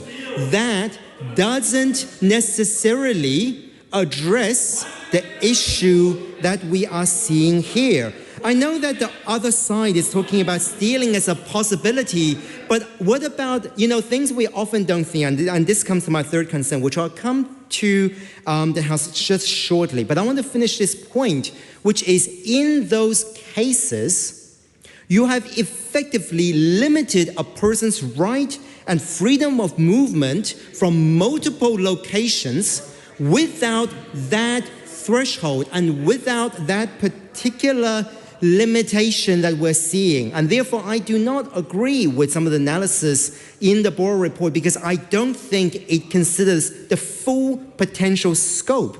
There is currently no guidance on what is the process for an oral trespass. Is it just someone in the heat of moment saying you've been trespassed without proving if that person is innocent? And that does come to my next point, which is the fact that when we're looking at something like this, let's not beat around the bush. We are going to be seeing Māori and Pacifica, and particularly Rangatahi Māori, being disproportionately affected by this because, let's face it, racism is very much alive and real. I do not see people talking about stealing, etc. But I do not see people talking about Karens being trespassed, to be perfectly honest. So the Green Party will not support this. We will be keen to hear more from the officials at this Joint Select Committee and also from the public. Dr. Parmjit Parmar. Thank you, Madam Speaker. I'm actually not surprised to see that some parties in this House are not supporting this bill, which is actually to control retail crime. Madam Speaker, I'm taking this call on behalf of the ACT Party to support the first reading of Trespass, Specified Retail Premises and Other Matters Amendment Bill. Madam Speaker, this bill is actually about controlling retail crime. This bill is about sending a strong message that law and order matters. And this bill is about sending a message that if you threaten people's safety, if you threaten people's livelihood, there will be consequences. And yes, your privilege of access to their business can be taken away. That is what this bill is about. Madam Speaker, we know just over 2 years ago, under the previous Labour government, crime was out of control and people were losing faith in the system that is supposed to protect them. And I know, Madam Speaker, they are really angry because we are doing something to control retail crime. They don't like that. But on this side, we will continue to put mechanisms in place that will protect retailers, that will protect businesses, And when we are protecting businesses, Madam Speaker, it's not just that business, it's also all those customers, those who walk into that business. It's about their safety as well. And Madam Speaker, we have heard so many stories of retailers frustrated about people walking in, stealing, grabbing what they want, and in some cases not just grabbing what they want, but grabbing as much as they can and then walking out, and not simply walking out, looking at the person who is at the counter, laughing at them, basically challenging them, in a way indicating that nothing can happen to them, and they walk out with all those things basically taking away from that business. And what happens, Madam Speaker, then? What happens? That business loses their margin.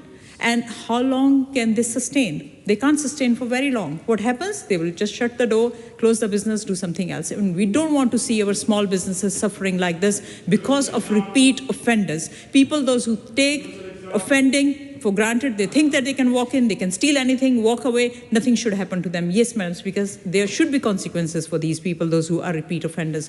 And that is why this bill is a really good bill. Yes. And we want to see that the trespassing notice duration is extended by this bill, which is a good thing. And also, we heard about, the Green member talking about that it should not apply to multi-locations. Yes, if a business owns multiple chains, then the trespass notice should be able to be given for all those multiple chains that business owns. And yes, there are some people, those who deliberately obstruct, they avoid the trespass notice being served to them. And that's why this mechanism of expanding circumstances where a trespass notice is considered validly issued is important, because in circumstances where people try to avoid that notice being served, in those circumstances, it is important to find situations, find ways that the notice is deemed to be served. And of course, there is increase in penalties as well in this bill. So we really support this bill, Madam Speaker, because for ACT, this is about fixing what matters. This is about safety of communities. This is about fewer victims, and this is about consequences for people, those who choose to offend. Thank you, Madam Speaker.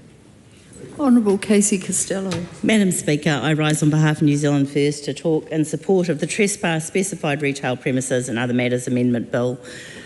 Madam Speaker, New Zealand First is a founding pillar that building a prosperous nation and protecting community and country are foundational to a solid and successful country.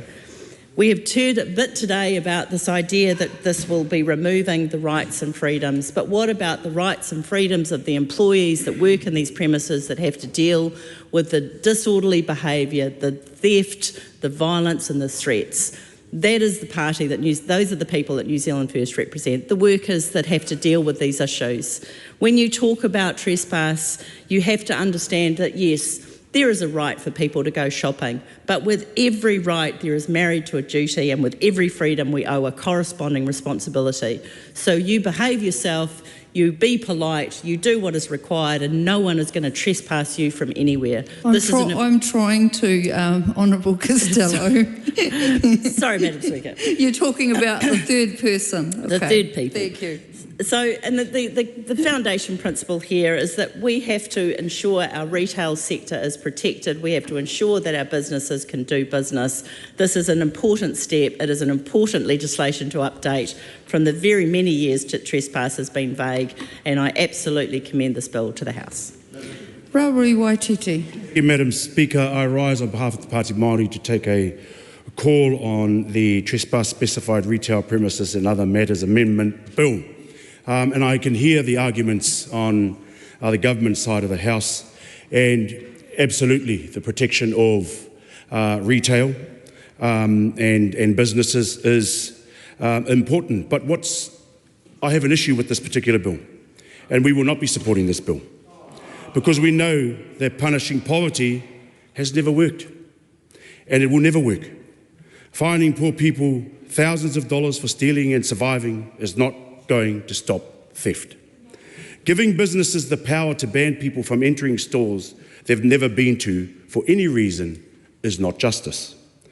Just last year, someone was trespassed from their local New World for 2 years for taking photos of clogged fire exits so that it could be cleared, which it eventually was. This bill could see that same person trespassed from New Worlds and Pak'nSaves across the country for 3 years for pointing out a safety issue.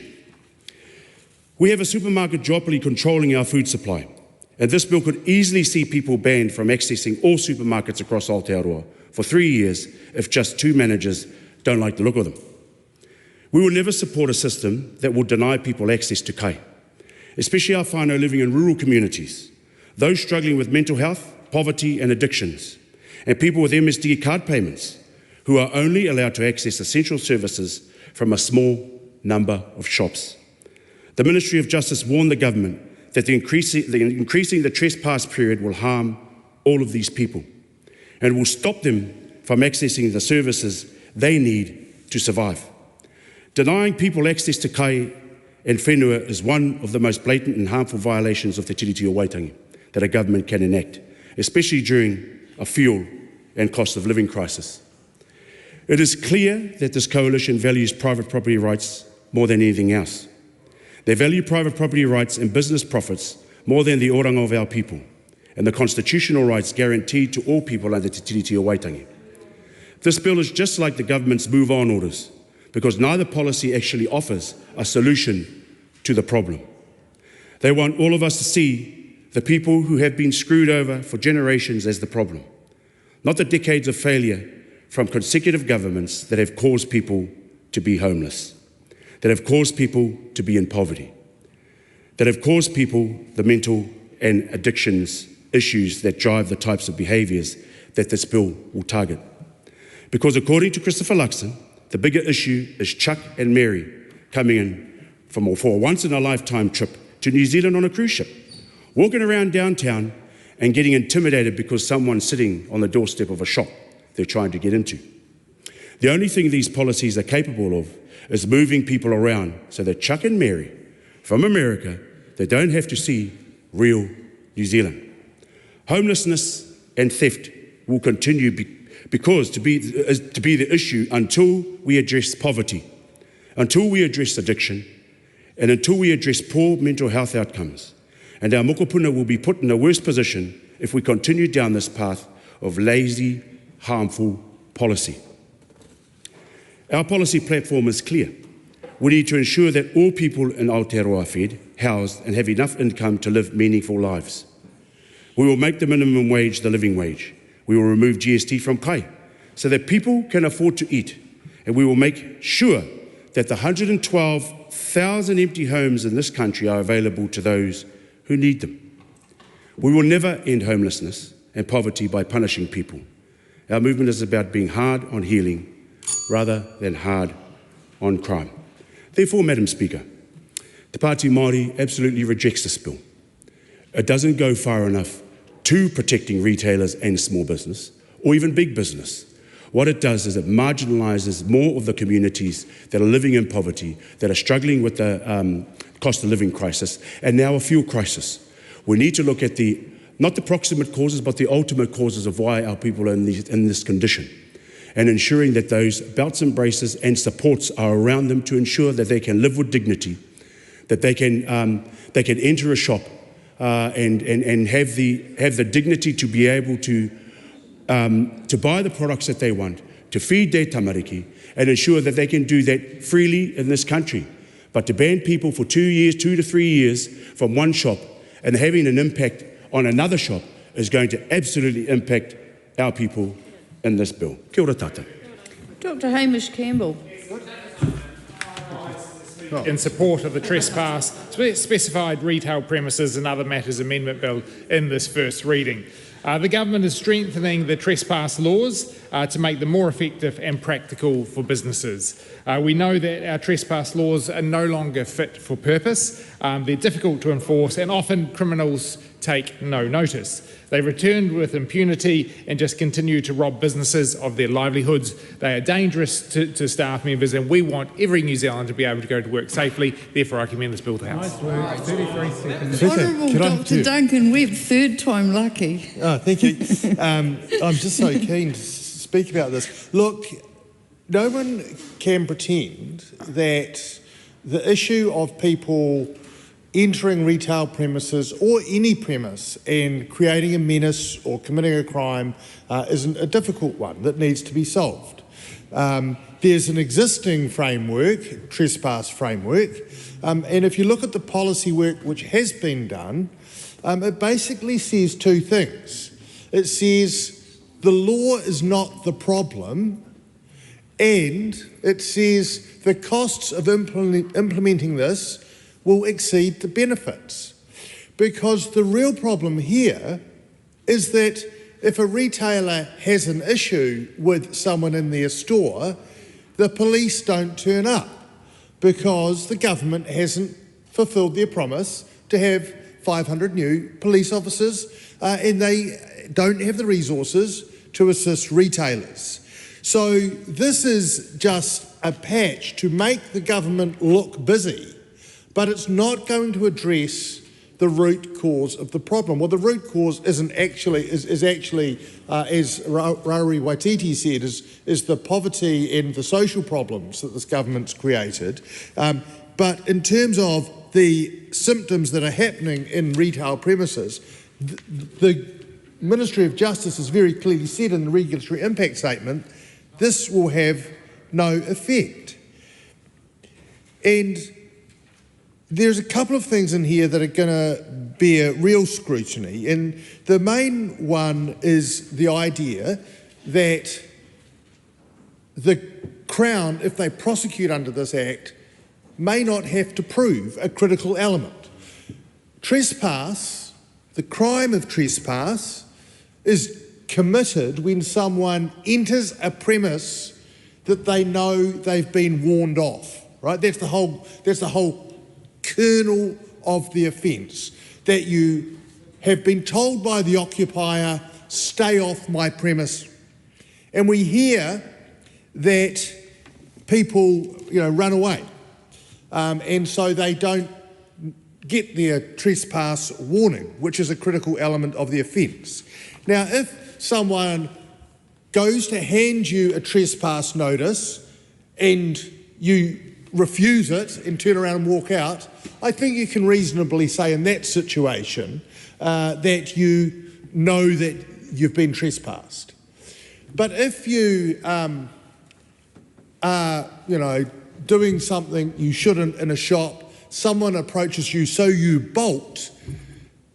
Now, is that a situation where you ought to have known? Just remember, ought to have known isn't actual knowledge. It's someone else thinking from their perspective that you basically ought to have listened. Now, if you don't actually know you've been trespassed and you go back, you actually don't know it. So you can prove that you have no knowledge that you've been trespassed or someone was trying to trespass you. You go back, you are actually committing a trespass because someone thinks you ought to have known. And you can be imprisoned for something you ought to have known for, or be fined a significant sum of money. You've committed a criminal offence. It is for something you didn't know you were doing. So that's a real problem. The other just quirk here is that we've now created a special, the Sonny Kushal effect. We've got this special category of people called retailers. If we're going to change the law around trespass, everyone deserves the same protection. People who work in MSD offices deserve the same protection. Legal aid lawyers who have very troublesome encounters sometimes deserve the same protection. For some reason, we've said retailers deserve more protection from antisocial people than anyone else. And that strikes me as a very strange thing indeed.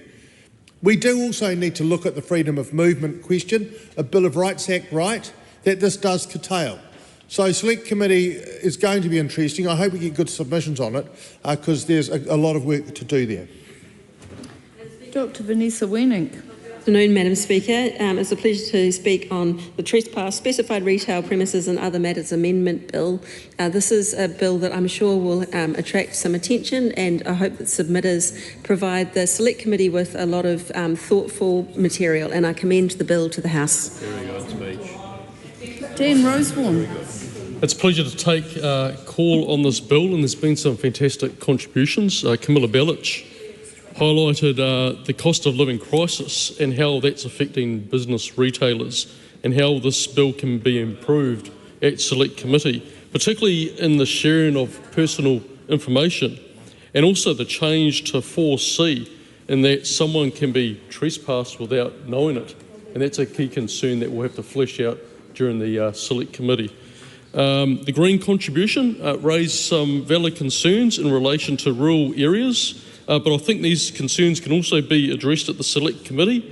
Don't steal was yelled from across the House, but we also have to remember that sometimes the families of offenders can become victims, particularly if they're unable to do the things that they normally do as a result of someone in their family being the offender.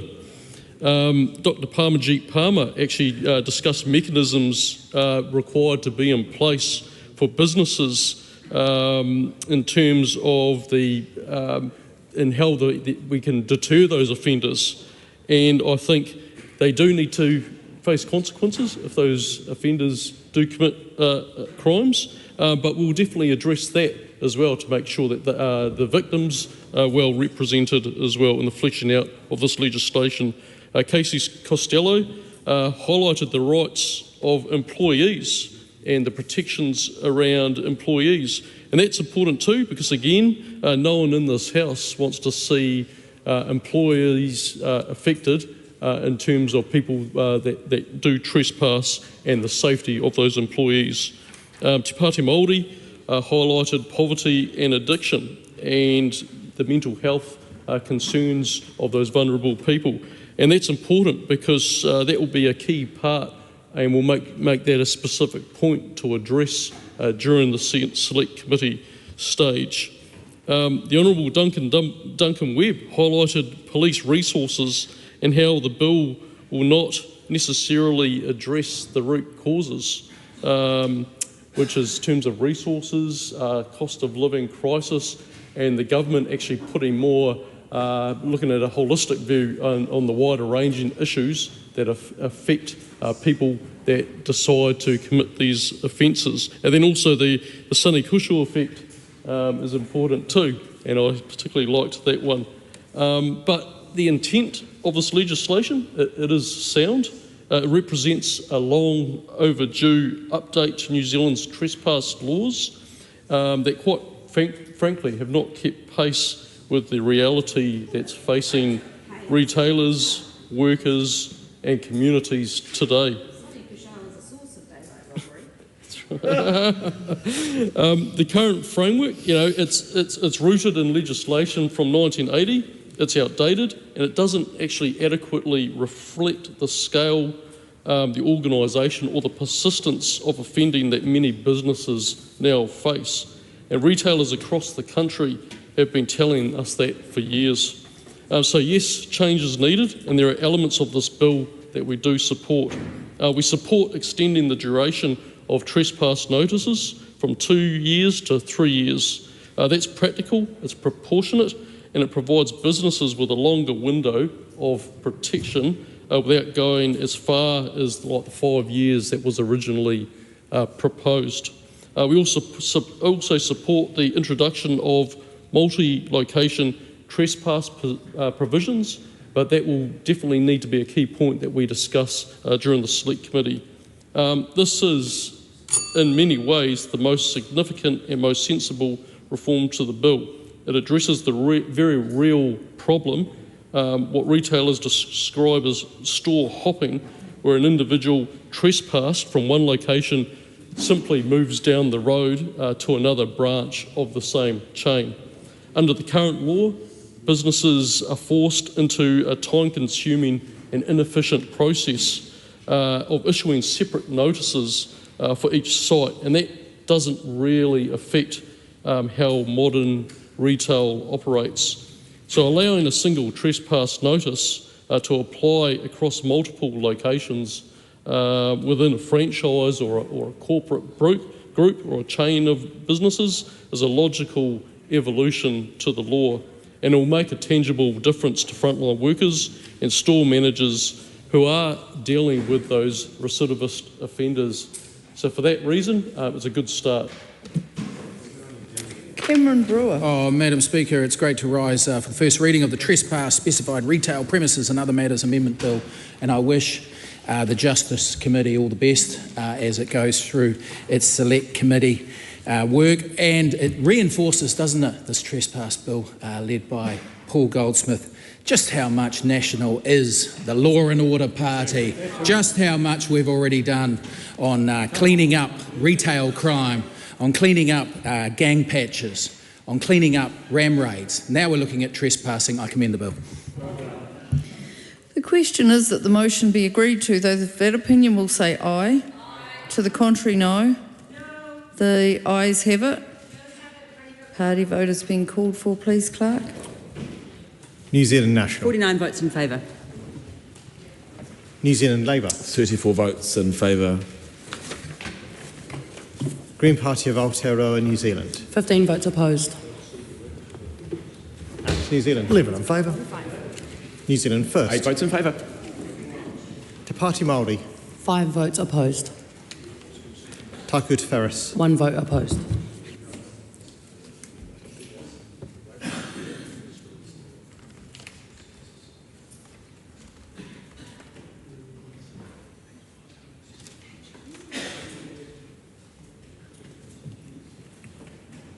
The ayes are 102, the noes are 21. The question is agreed.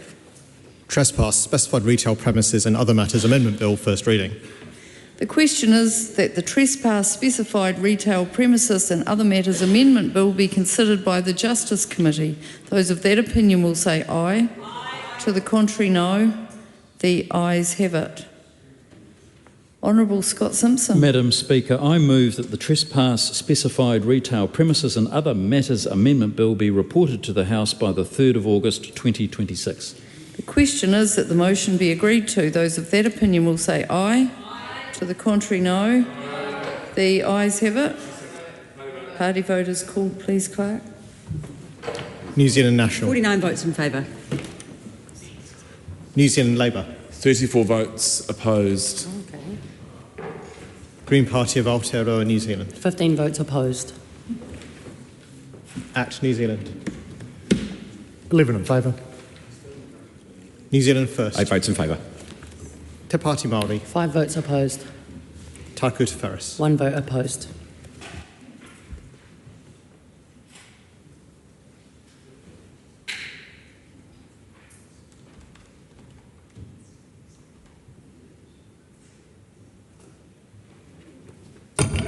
Sorry.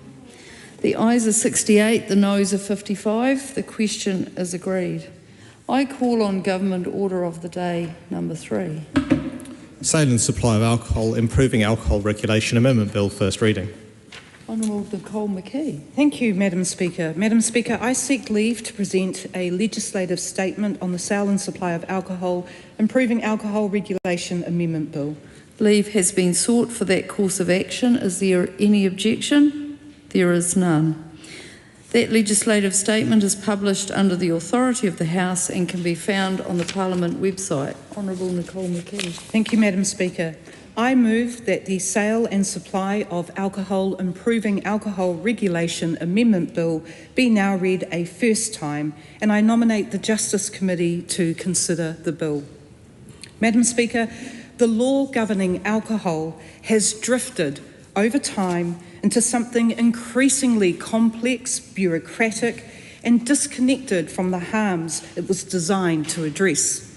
This bill is a necessary correction.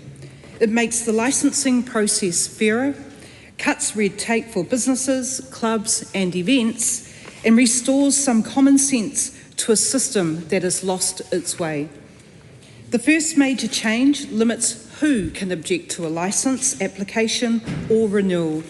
Under this bill, only those who live or work within the same council area or within 1 kilometre of a proposed premise will have standing to object. No one is denying that local communities deserve a voice, and this bill does not change that. What it does change is the absurdity of allowing anyone from anywhere in the country or even overseas to object to a licence application that they have no genuine stake in. It is the same toxic logic that makes it so hard to build anything in this country under our resource management laws. I've spoken to business owners in Auckland dealing with objections filed from as far away as Invercargill. It costs nothing to object, but defending an application can cost tens of thousands of dollars. One venue spent $45,000 preparing its defence, only for the objector to not even bother turning up to the hearing. Objection rights exist because local residents must live with a decision and cannot simply leave. An out-of-town objector always has a choice, the local resident does not.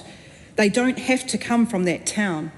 The fundamental difference is the basis of this reform. National organisations based all over the country remain free to support locals who wish to engage. The process simply reflects who it actually affected, and I thank my ACT Party colleague, Dr Parmjeet Palmer, for her advocacy on this issue. Madam Speaker, the bill also gives licence applicants a right of reply to objections raised against them. This is a matter of basic fairness. It also creates space for practical solutions. A live music venue, for example, could respond to noise concerns by providing evidence of soundproofing, allowing the business to open while addressing the objector's legitimate interests. The bill prevents licence renewals from being declined solely because a local alcohol policy has changed.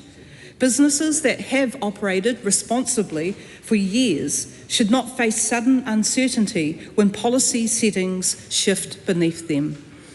District licensing committees would still be able to impose updated conditions such as revised closing times, but could not refuse renewal outright on that basis alone. This bill also removes unnecessary rigidity from the way licences operate. Clubs will be able to apply for an on-licence rather than the only current option of an existing club licence, giving them far greater flexibility. Under current law, clubs can only serve members, guests of members, or members of clubs with reciprocal rights. That means they cannot host public fundraisers, birthday parties, funerals, or community events that serve alcohol without applying for a special licence each and every time. These are significant revenue opportunities that are being turned away. No club will be forced to change. This is simply about giving them more choice. I thank Clubs New Zealand for their input and support on this change, which was also well received by their members when I spoke at their annual conference recently. Restaurants with on-site retail areas will also be able to apply for an off licence to sell take-home alcohol to customers, such as a bottle of wine at dinner enjoyed with their meal. This reflects how modern hospitality businesses actually operate rather than forcing artificial separation. I was fortunate recently to visit La Bella Italia in Petone, where they have campaigned for this common sense change for years, and this has also been backed by local MP, the Honourable Chris Bishop. Special licensing decisions will be made under a new risk-based framework to be set out in the regulations. This will simplify and speed up the process, giving event organisers greater certainty about likely outcomes and conditions. District licensing committees will also be required to consult each other on applications spanning multiple regions. Event organisers running a national series should not have to provide the same information multiple times to different committees. The creative and cultural sectors have been clear that inconsistent decisions create real costs. This reform promotes clarity and consistency. The bill also establishes a permanent mechanism via an order in council to allow licensed premises to televise significant international events outside of normal trading hours, removing the need for bespoke legislation every time. Madam Speaker, Parliament has passed ad hoc laws for this purpose in 2015, 2019 and again in 2023. It was only thanks to the campaigning of my colleague, the Honourable David Seymour, that pubs could open for Rugby World Cup games at the unusual hours that those tournaments were televised here. And each time the exemption lapsed when the final whistle blew. Well, I'm pleased to finally call full time on that whistle and on this issue. The bill removes small but telling examples of regulatory overreach. A barber or hairdresser who wants to serve a customer a single drink currently requires a full-on licence. This is disproportionate for what is, by any reasonable measure, a very low-risk activity. Under this bill, a customer will be allowed one serving of alcohol, limited to once per day. It reduces compliance costs while maintaining all existing safeguards against serving minors or intoxicated persons. And perhaps the member across the way, Dr. Duncan Webb, might vote for increasing that amount. It also extends cellar door provisions beyond wineries to breweries and distilleries. Currently, wineries are the only alcohol producers who can charge for samples without holding an on licence. This bill fixes that inconsistency so that innovation in New Zealand's beverage sector is not stifled by outdated legislative distinctions. Lastly, the bill cuts red tape by updating the legal requirements around stocking zero alcohol drinks. We are fixing minor issues not anticipated prior to the popularity of zero alcohol drinks. At the same time, the bill strengthens clarity where genuine risk actually exists. Rapid alcohol delivery services will have clearer responsibilities to ensure alcohol is not delivered to underage or intoxicated persons. Current operators, as far as I'm aware, are already voluntarily meeting the spirit of the law. This reform ensures that standard is locked in and that any future entrant to the market is held to it from day one. Madam Speaker, taken together, these are sensible, moderate reforms. They remove red tape, they modernise the law and make the system work better in practice. The messages I've received are overwhelmingly positive from the events, beer, wine, spirits and hospitality sectors, and from Mike Hosking, who I'm told enjoys a good Pinot Noir. Since introducing the bill, businesses and media have raised additional sale and supply of alcohol issues with me. Some of these will be addressed through the Ministry of Regulation's Hospitality Review. For anything beyond that, I encourage submissions to the Select Committee. That process exists precisely to surface and scrutinise improvements. To those who have concerns, back the bill to Select Committee, give it proper scrutiny and suggest improvements. That is how Parliament is supposed to work. As with all my bills, my door is open to any MP who would like to better understand the changes that are being made. Madam Speaker, alcohol is a legal product. The overwhelming majority of New Zealanders consume it without incident and without imposing costs on others. Where alcohol does cause real harm, violence, disorder, drink driving, harm to children, the state has both the right and the duty to act decisively. But restricting the freedom of everyone here because of a minority who behave badly is neither fair nor effective. Madam Speaker, I commend this bill to the House. The question is that the motion be agreed to. Camilla Bellich.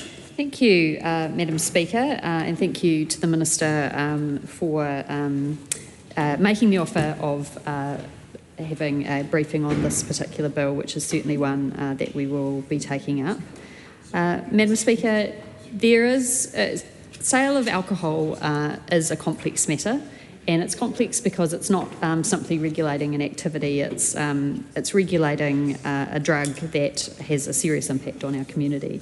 And this bill has many different provisions in it, and some of them we support and others we don't support. And I think one of the key aspects for us is when Labor was last in government, we passed amendments to the sale and supply of alcohol Act, and these focused on localism, focused on allowing communities, allowing people to take objections if they felt they were a member of a community or felt that additional licences being granted would impact the community that they're a part of. Then we put these in place and also empowered the district licensing boards and made sure that there was a greater degree of say that people could have in alcohol licensing. And what the Minister is asking us to do today is to reverse those changes so soon after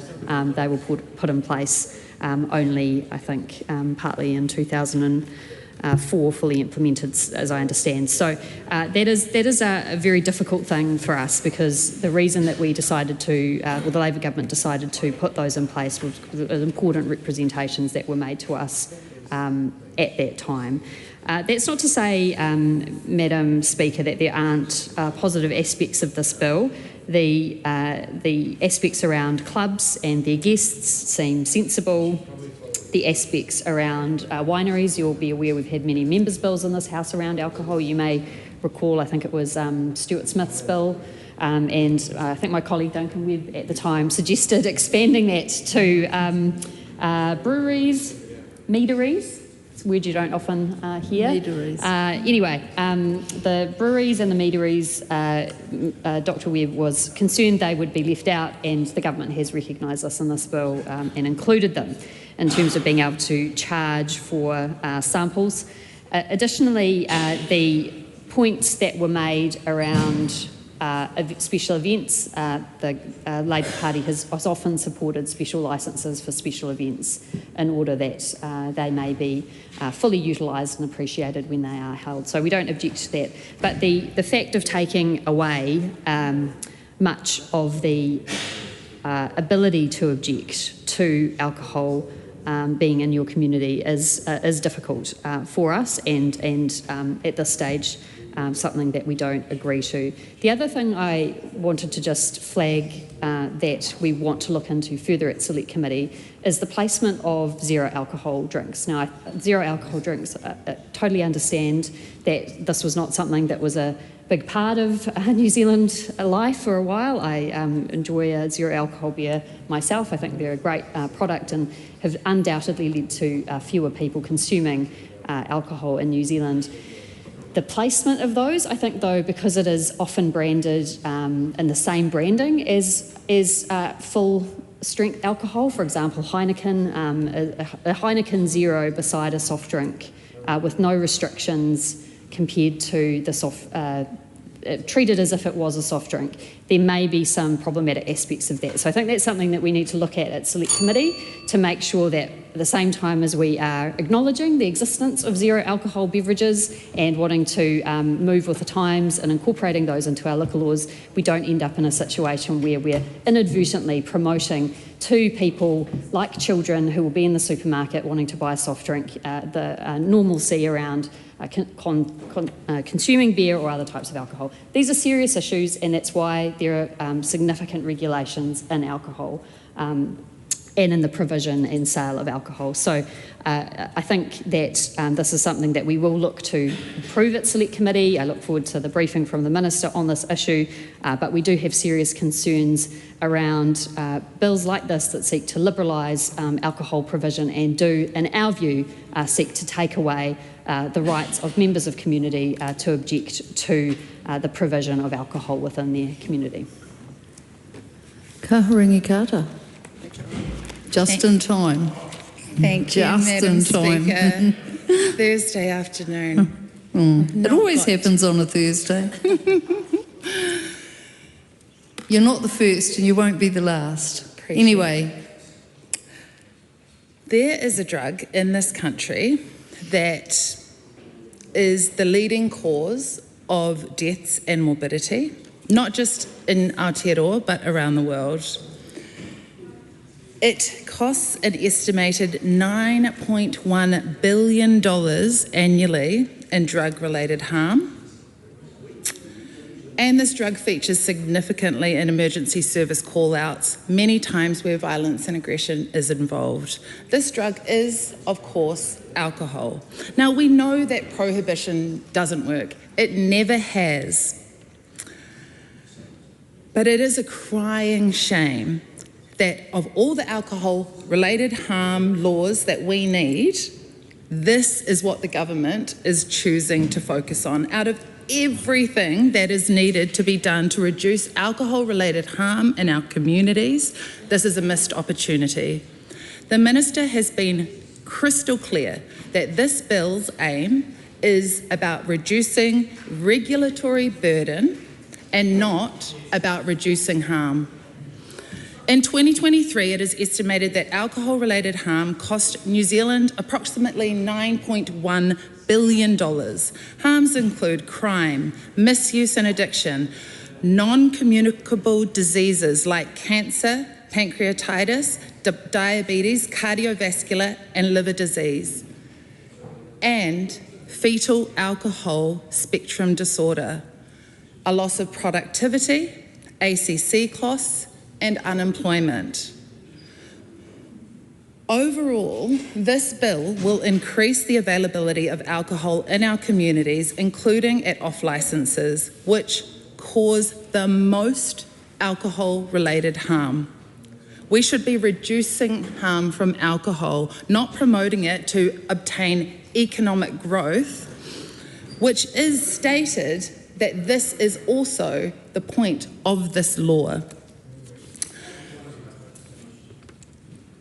In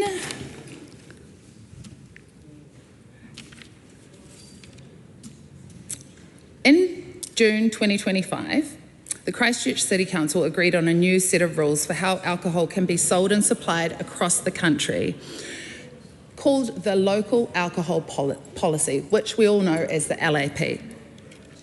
It took the hard work of Christchurch communities who throughout this process consistently told councillors that the wider community wanted sensible local alcohol policy. And the key aim of this hard fought for LAP, which came from the community, was to address harm caused by alcohol in our Christchurch communities.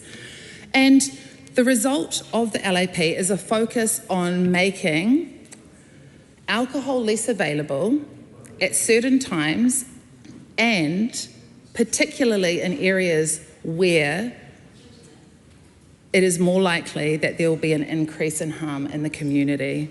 After spending so much time, energy and money on the LAP, this bill leaves the future of that LAP uncertain. We've heard from the Alcohol Health Watch over many, many years that we need to have sensible alcohol harm reduction laws. And what successive governments have failed to do and been too scared to do, and what communities and public health experts, the ones who are on the front lines, have been calling politicians to do for decades, is for an overhaul of the Sale and Supply of Alcohol Act. The Law Commission told this House in 2010, as they told us about the Misuse of Drugs Act in 2012. When are we, as a government, willing to do the logical and consistent thing and regulate alcohol for drug harm reduction? The Green Party have always and will always support sensible, evidence-based drug harm minimisation, and this place Parliament needs to Members' have the time has courage expired. to do that. Tim Thank Costley. you. Yes, maybe we'll just try and cheer up. It's Easter tomorrow.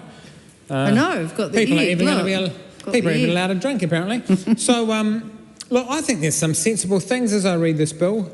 Letting people have a Chardonnay at the hairdresser, that's not terrible.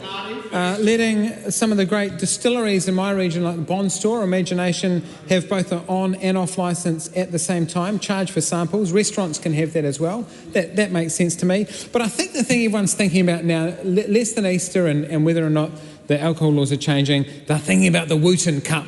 Now, I know this is big. I know I've got people on the edge of their seat. The Wooten Cup, it'll obviously on the 18th of April, we all know that. This is where the Kapiti Boat Club take on the Waikanai Boat Club. I'm a member of Kapiti. I don't have a boat. I don't go fishing, but still. And they're taking each other on. Now, those members could have a drink at their own club and wouldn't have to get any special licences, but when they go to register at Kapiti Boating Club on Friday, they need to pay $330 for an extra one, and then the same the next night when they have the aftermatch at Waikanai. This bill is all about simplifying those, and I commend it to the House. Andy Foster. Was quick. Madam Speaker. Madam Speaker, I rise on behalf of New Zealand First to speak on this bill. This bill is common sense, and that we like common sense legislation. Look, I do agree with one thing that the Green Party said, and that is that I do think it is time for us to have a good look at the Sale and Supply of Alcohol Act across the board, because what we've seen in this House, even in the time that I've been here, is multiple attempts at multiple tinkering with the legislation, but it actually needs a good look at it overall. Because at the moment, Madam Speaker, the bill, not the bill, but the way in which it works is complex, it's uncertain, it's expensive, and it's bureaucratic.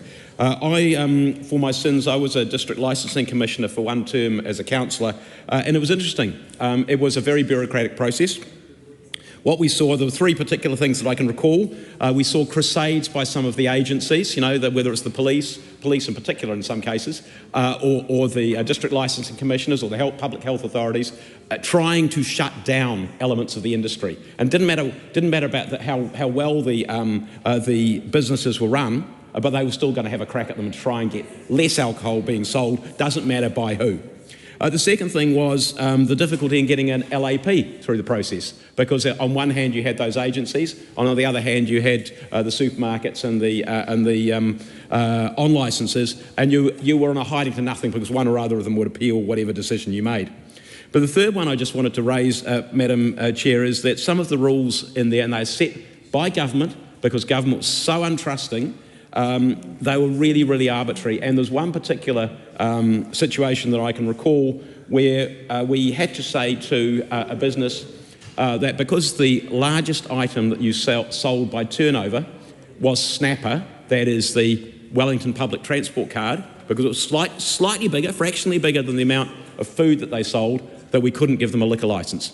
So they had a choice between either giving up the ability to sell public transport cards or not getting a liquor licence. That is the way that this House had written the legislation.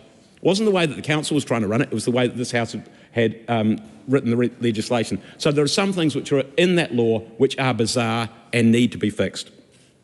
But Madam Speaker, too, what is in this bill? And I think this bill makes some really good improvements. And I just wanted to pick up a couple of them. The idea of ensuring that objections come from people who are actually affected by a liquor licence or potentially affected by a liquor licence application rather than live at the other end of the country seems to make a whole lot of sense to me. The ability to be able for the applicant to be able to effectively to respond to those people who are accusing them of something, to reply to the objectors, again makes a lot of sense to me as well. The idea, as Tim Costley said, of being able to have a civilised, whether it's a Chardonnay or a Pinot or whatever it might be, while you're getting your haircut, seems to be a nice and civilised approach to the way in which we deal with alcohol and enjoy alcohol. One that I did want to touch on, though, is the ability for a club to hold an on licence. And I don't know quite what's going on with your yachting clubs there, Tim Costley, but in the sports that I've tended to play, so for example football, you have the ability to have a reciprocal arrangement. You don't have to do anything about it. It's because you play at an away club, you're able to go and have a drink there. They play at your club, they're able to have a drink there because you're part of the same competition. That's a recognised approach. But one thing that clubs cannot do is to sell alcohol to people who are not members of those clubs. And the club that I was chairman of for many years, we to help make the building work better, to have more people using a building, which is a good thing, to provide a service to the public and also to help to pay for the operation of a club rooms, we subleased it to a cafe. The only problem was that the cafe could not sell, or one of the things which would benefit would be the cafe's ability to be able to sell to members of the public who were enjoying a meal there. And they couldn't do that at the moment, so this, I think, will be a very positive initiative to support them. And look, the last thing that I wanted to say, a couple of things I wanted to say, the idea of extending trading hours during significant televised events, it'd be great to be able to get this legislation through by the time that the World Cup is on, but I suspect that is probably a little bit too quick. The amendments relating to special licences make complete sense because that is just cost and bureaucracy. And the idea of producer tasting rooms, picking up Stuart Smith's legislation around wineries and cellar doors, but being able to extend that to other forms, beer, wine, mead, etc. I did ask the Minister there whether cideries were included in that, and we do need to actually check out whether they are included or not, because they should be. And the final thing is just to say it was nice to hear about certain restaurants being able to, permitted to hold an off licence, and the endorsement of La Bella Italia and the wonderful products, wonderful service they provide, and I look forward to this legislation continuing it, and I commend it to the House. Vanessa Wenink. I knew someone else would do it this afternoon. I know, but no, I've done it for one side, I'm going to do it for the other. Thank you, Madam Speaker. That's very, very kind of you. But I'm not going to do it for anyone else. Duncan Webb jumped up 3 times before to make sure he was on time. Dr. Vanessa Wenink. Thank you, Madam Speaker. I commend the bill to the House.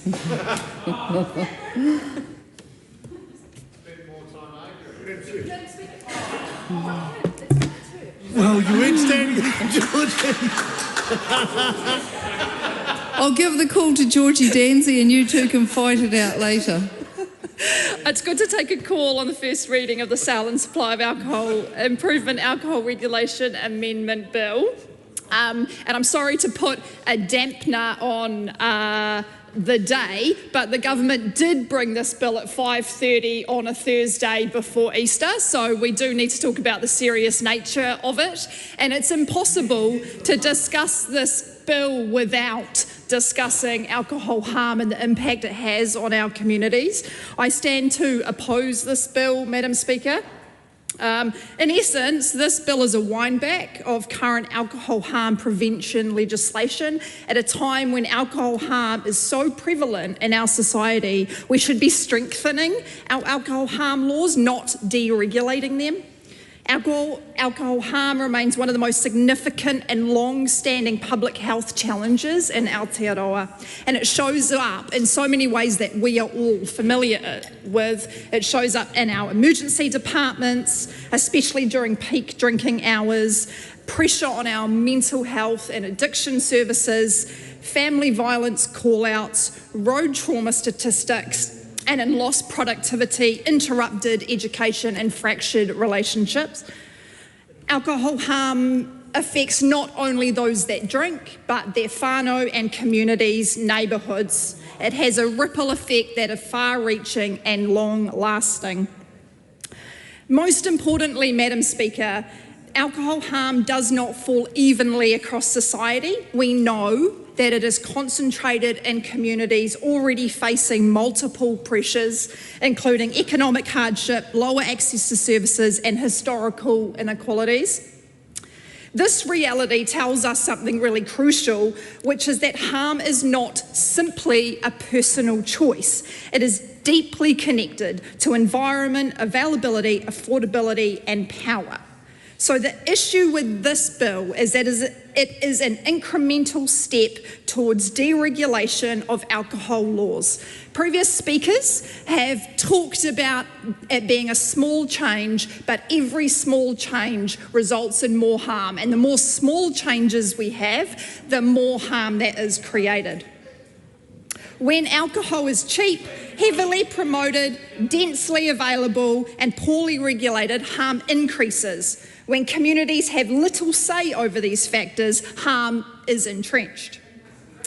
Last week, Madam Speaker, I had the privilege to attend a Communities Against Alcohol Harm conference in Hamilton. CAR play a really critical role in supporting people to engage with alcohol licensing processes in communities. And it's really clear from listening to the experts at that conference how much alcohol harm really affects Hamilton and the wider Waikato, and how much this bill will add to that harm. The annual cost of alcohol-related harm in 2024 was $9.1 billion on a health system which is already under so much pressure. Our health system just cannot afford to loosen any more regulations around alcohol, which is what this bill is doing. This bill seeks to unwind the good work that previous legislation has done to protect people. One of the tools the last Labor government put in place was an amendment bill on community participation, which increased that community participation, and this bill is a step to unwinding it. Previous speakers have talked about that community input is not going away, it's just being restricted, but we need to look at this lens from a te tiriti perspective, allowing hapu and iwi to contribute. One of the examples that I heard from a speaker at the conference I attended was if you have a shared care parenting situation and the school is in the middle of those two houses, one parent lives within that 1 kilometre and one parent lives outside, the second parent cannot have a say on whether there's an alcohol shop put within the radius of their child's school, and that's not okay. We need to be able to ensure community input is in depth and goes beyond a 1K radius.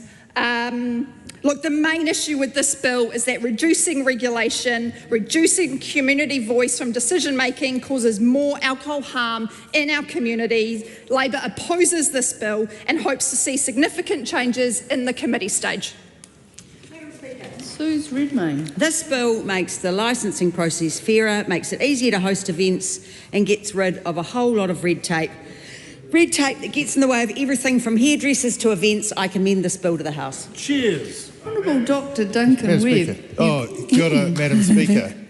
And the last speaker's contribution, Suze Redmayne, who's looking great because she's probably been to the hairdresser where she can now have a glass of wine. And that's the triviality of it, right? It just strikes me as extraordinary that we've got an amendment here before the House so that you can have a glass of wine at your hairdressers, and it shows the irrationality of some of these changes. Because as I mentioned to the Minister, what about if you're having a manicure? Can you have one when you're having a massage? You know, so here we've got a little carve out for hairdressers, so you can have a glass of wine at the hairdressers. And that's the kind of triviality that this government, but alcohol, as Georgie Dante so articulately put, is an important issue. One thing that strikes me as really strange is that if we look at substance abuse across the board, we've got health dealing with smoking, police dealing with other drugs, and justice dealing with alcohol. And there's no integrated policies around essentially substance abuse. So here we are talking about alcohol harm, and in a justice space, whereas it's a conversation that's talking past each other. But what I do want to say is across all of those substances which cause harm, the most important thing is community voice and community say. And one of the very intentional things that this legislation does is it undermines the ability of a community to have meaningful input into how and where alcohol is supplied in its neighbourhoods. We see local alcohol plans essentially being undermined by a gold-plated grandparenting system, whereas if a local alcohol plan is put in place, it doesn't change any licence which has already been issued. And we know that licences can last and be renewed time and time again. So it makes the local alcohol plan largely meaningless. We also heard that objectors must live within a kilometre of the licensed premises, no matter where else their community is, whether their church is next door or their kindergarten is across the road of the licensed premises. It relates to where they live, and it must be an arbitrary 1 kilometre. And of course, if you're an advocacy group, that's going to cut you out of the conversation. And we rely on civil society groups to give voice to wider concerns, particularly in communities which are not particularly articulate. And then there's the other point, and there is an analogy here with smoking, and that is the zero alcohol beers being able to be displayed alongside other products and not in the alcohol only area. Now, you can't sell Paul Mall branded candy or Benson and Hedges branded clothing. Well, the reason is very clear, because brand is what selling products is about. And if we're going to get to zero smoking, we don't want to promote those brands. And if we have alcohol brands, beer brands, sitting there at the checkout, for example, what we are doing is giving a classic marketing opportunity to something which we want to limit. So we're going to have our children pointing to the candy which is sitting next to a Heineken. And they'll think, oh, I wonder what that is. That looks flash, I'll try that next time. So there is a real issue there. Because we accept that alcohol is harmful and we need to limit its sale and its consumption, particularly by young people. But by allowing branded beer products, which are branded almost identically to alcoholic products, you are essentially, by subterfuge, promoting alcohol to the whole community, including young people. So I think there's a very important conversation to be had about that change. So there's some trivial bits in here, but there's also some really important things. The limitation on a community voice is probably at the heart of it and the most dangerous thing, but also those wider availability points are important as well. So once again, another bill that will probably go to the Justice Select Committee. I don't know what the other committees do. I look forward to having a look at it. Dr. Hamish Campbell. Excellent. I rise in support of the sale and supply of alcohol, improving alcohol regulation amendment bill in this first reading. We've heard a lot about alcohol harm. Yes, it is a drug. It does cause harm. But what actually has been missed by a lot of the speakers is parts of this bill are tightening up alcohol availability, including clarifying responsibilities for rapid delivery services, which will reduce the risk of delivery to intoxicated and underage people. It is making common sense changes to our law, therefore I commend it to the House. The question is that the motion be agreed to. Those of that opinion will say aye. Aye. To the contrary, no. No. The ayes have it. Party vote has been called, please, Clerk. New Zealand National. 49 votes in favour. New Zealand Labour. 34 votes opposed. Green Party of Aotearoa, New Zealand. 15 votes opposed. Act New Zealand. 11 in favour. New Zealand First. 8 votes in favour. Te Pāti Māori. 5 votes opposed. Taku Te Wharas. 1 vote opposed.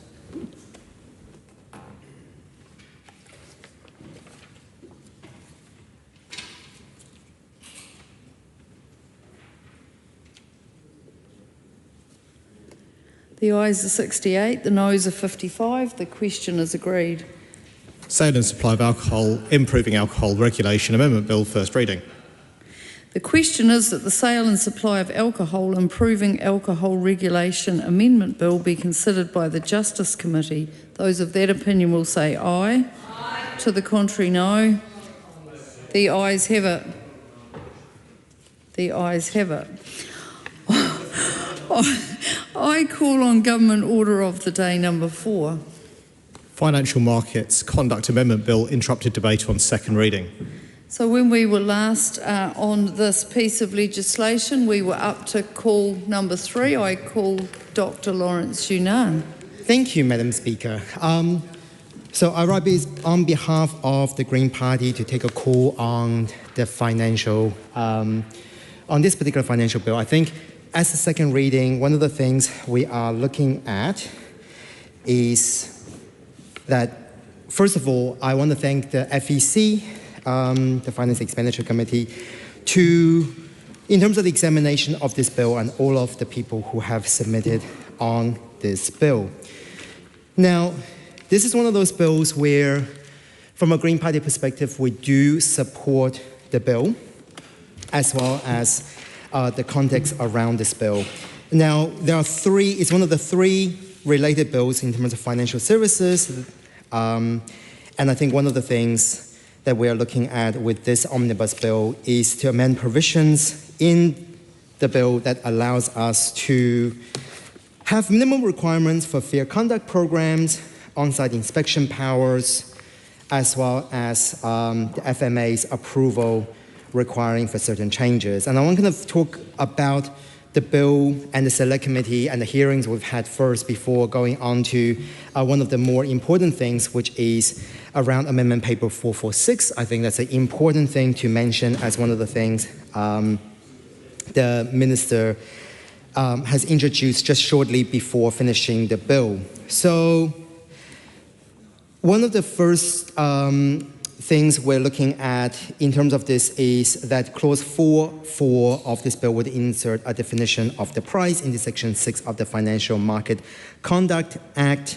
And also in terms of the FMA's approval requiring for certain changes, as I mentioned before, we're looking at significant transactions and amalgamations of this bill. And we have received submission that the new Section 421C and 421D appears to require approval from the FMA, even if the proposed action is not relevant or governed by the Act licensing regime.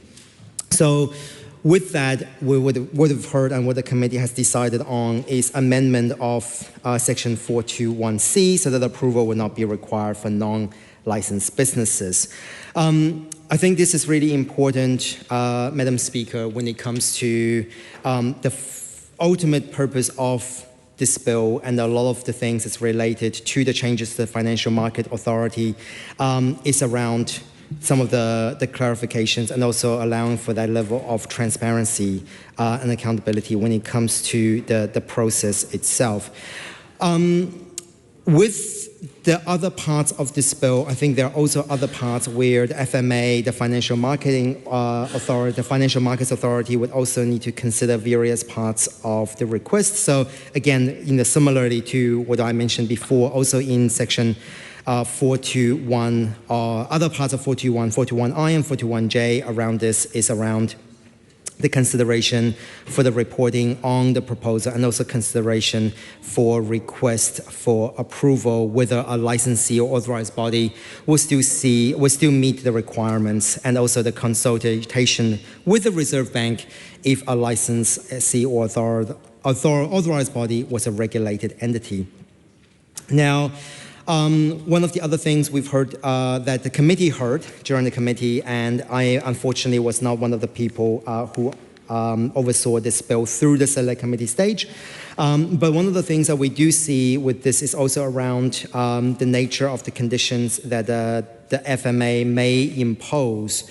And in this case, when we're looking at an approval given by FMA under subpart 3A, we're looking at things that are prescribed by both regulations, but also that relates to matters prescribed in those regulations.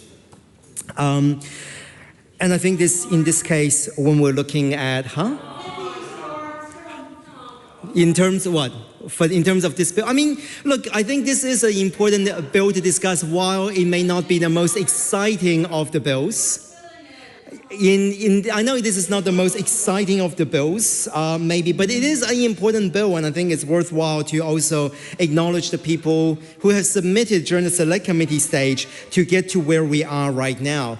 But with that, Madam Speaker, I do want to say that, when we're looking at the nature of the conditions that the FMA impose, I mentioned before, you get the ones that are prescribed by regulations, but also the related matter prescribed in those regulations. And I think part of the select committee process is we wanted to see more certainty around the nature of those conditions that the FMA should impose, and the amendment did take place during the select committee stage. And again, when we're looking at even the amendments going through the select committee, that even the amendments as well were approved unanimously, which also shows kind of, I guess, the collegial elements of this bill as it going through FEC. But in that case, when it comes to the conditions FMA impose, it is important to note that based on the hearings during the Select Committee, and I'm sure other people will be able to provide more detail around this, that there is a recommendation to amend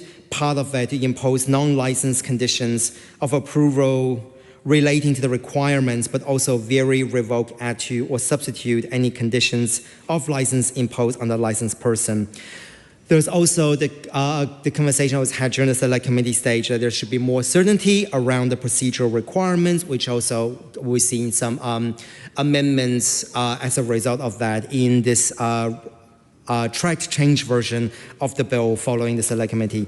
I think, Madam Speaker, the main crux of this that I want to draw the House's attention on is the Amendment Paper 446 by the Minister, which is around climate-related disclosure. I think that is important, particularly for the Green Party. It is an important aspect to consider where the climate-related disclosure regime requires financial markets entities above a certain size to report on the climate-related risk and opportunities in the annual climate statement.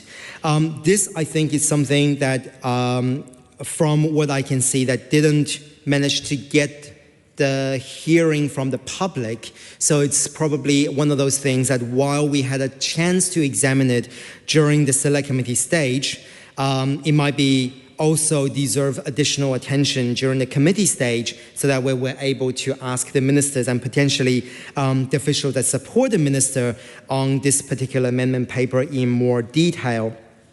But in essence, this particular part was part of a cabinet decision to modify the climate-related disclosure, and the minister in charge of this bill has asked the committee, the FEC, to consider the changes. And they are also, as a result of that, the Select Committee has also agreed to make certain changes to the proposed amendment paper 446 as well, which is particularly around removing the prohibition or unsubstantiated representation for climate reporting entities that comply with climate standard, and also in terms of inserting an additional clause which would mean that provisions exempt listed issuers with security quotes are quoted only on growth market from prepared climate statements.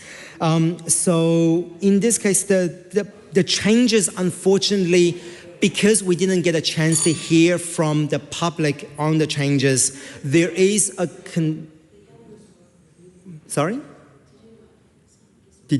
Sorry, I thought that members on the other side mentioned something in terms of the Select Committee process. But because of the fact that this particular amendment, AP 446, wasn't examined in full detail, and we weren't able to hear from the public fully on this part, because it does deviate quite a bit from what we see in other parts of the bill. It is something that as the Greens, we are concerned whether some of the changes to the climate reporting requirement is actually going to have the kind of outcome we want to see in terms of having,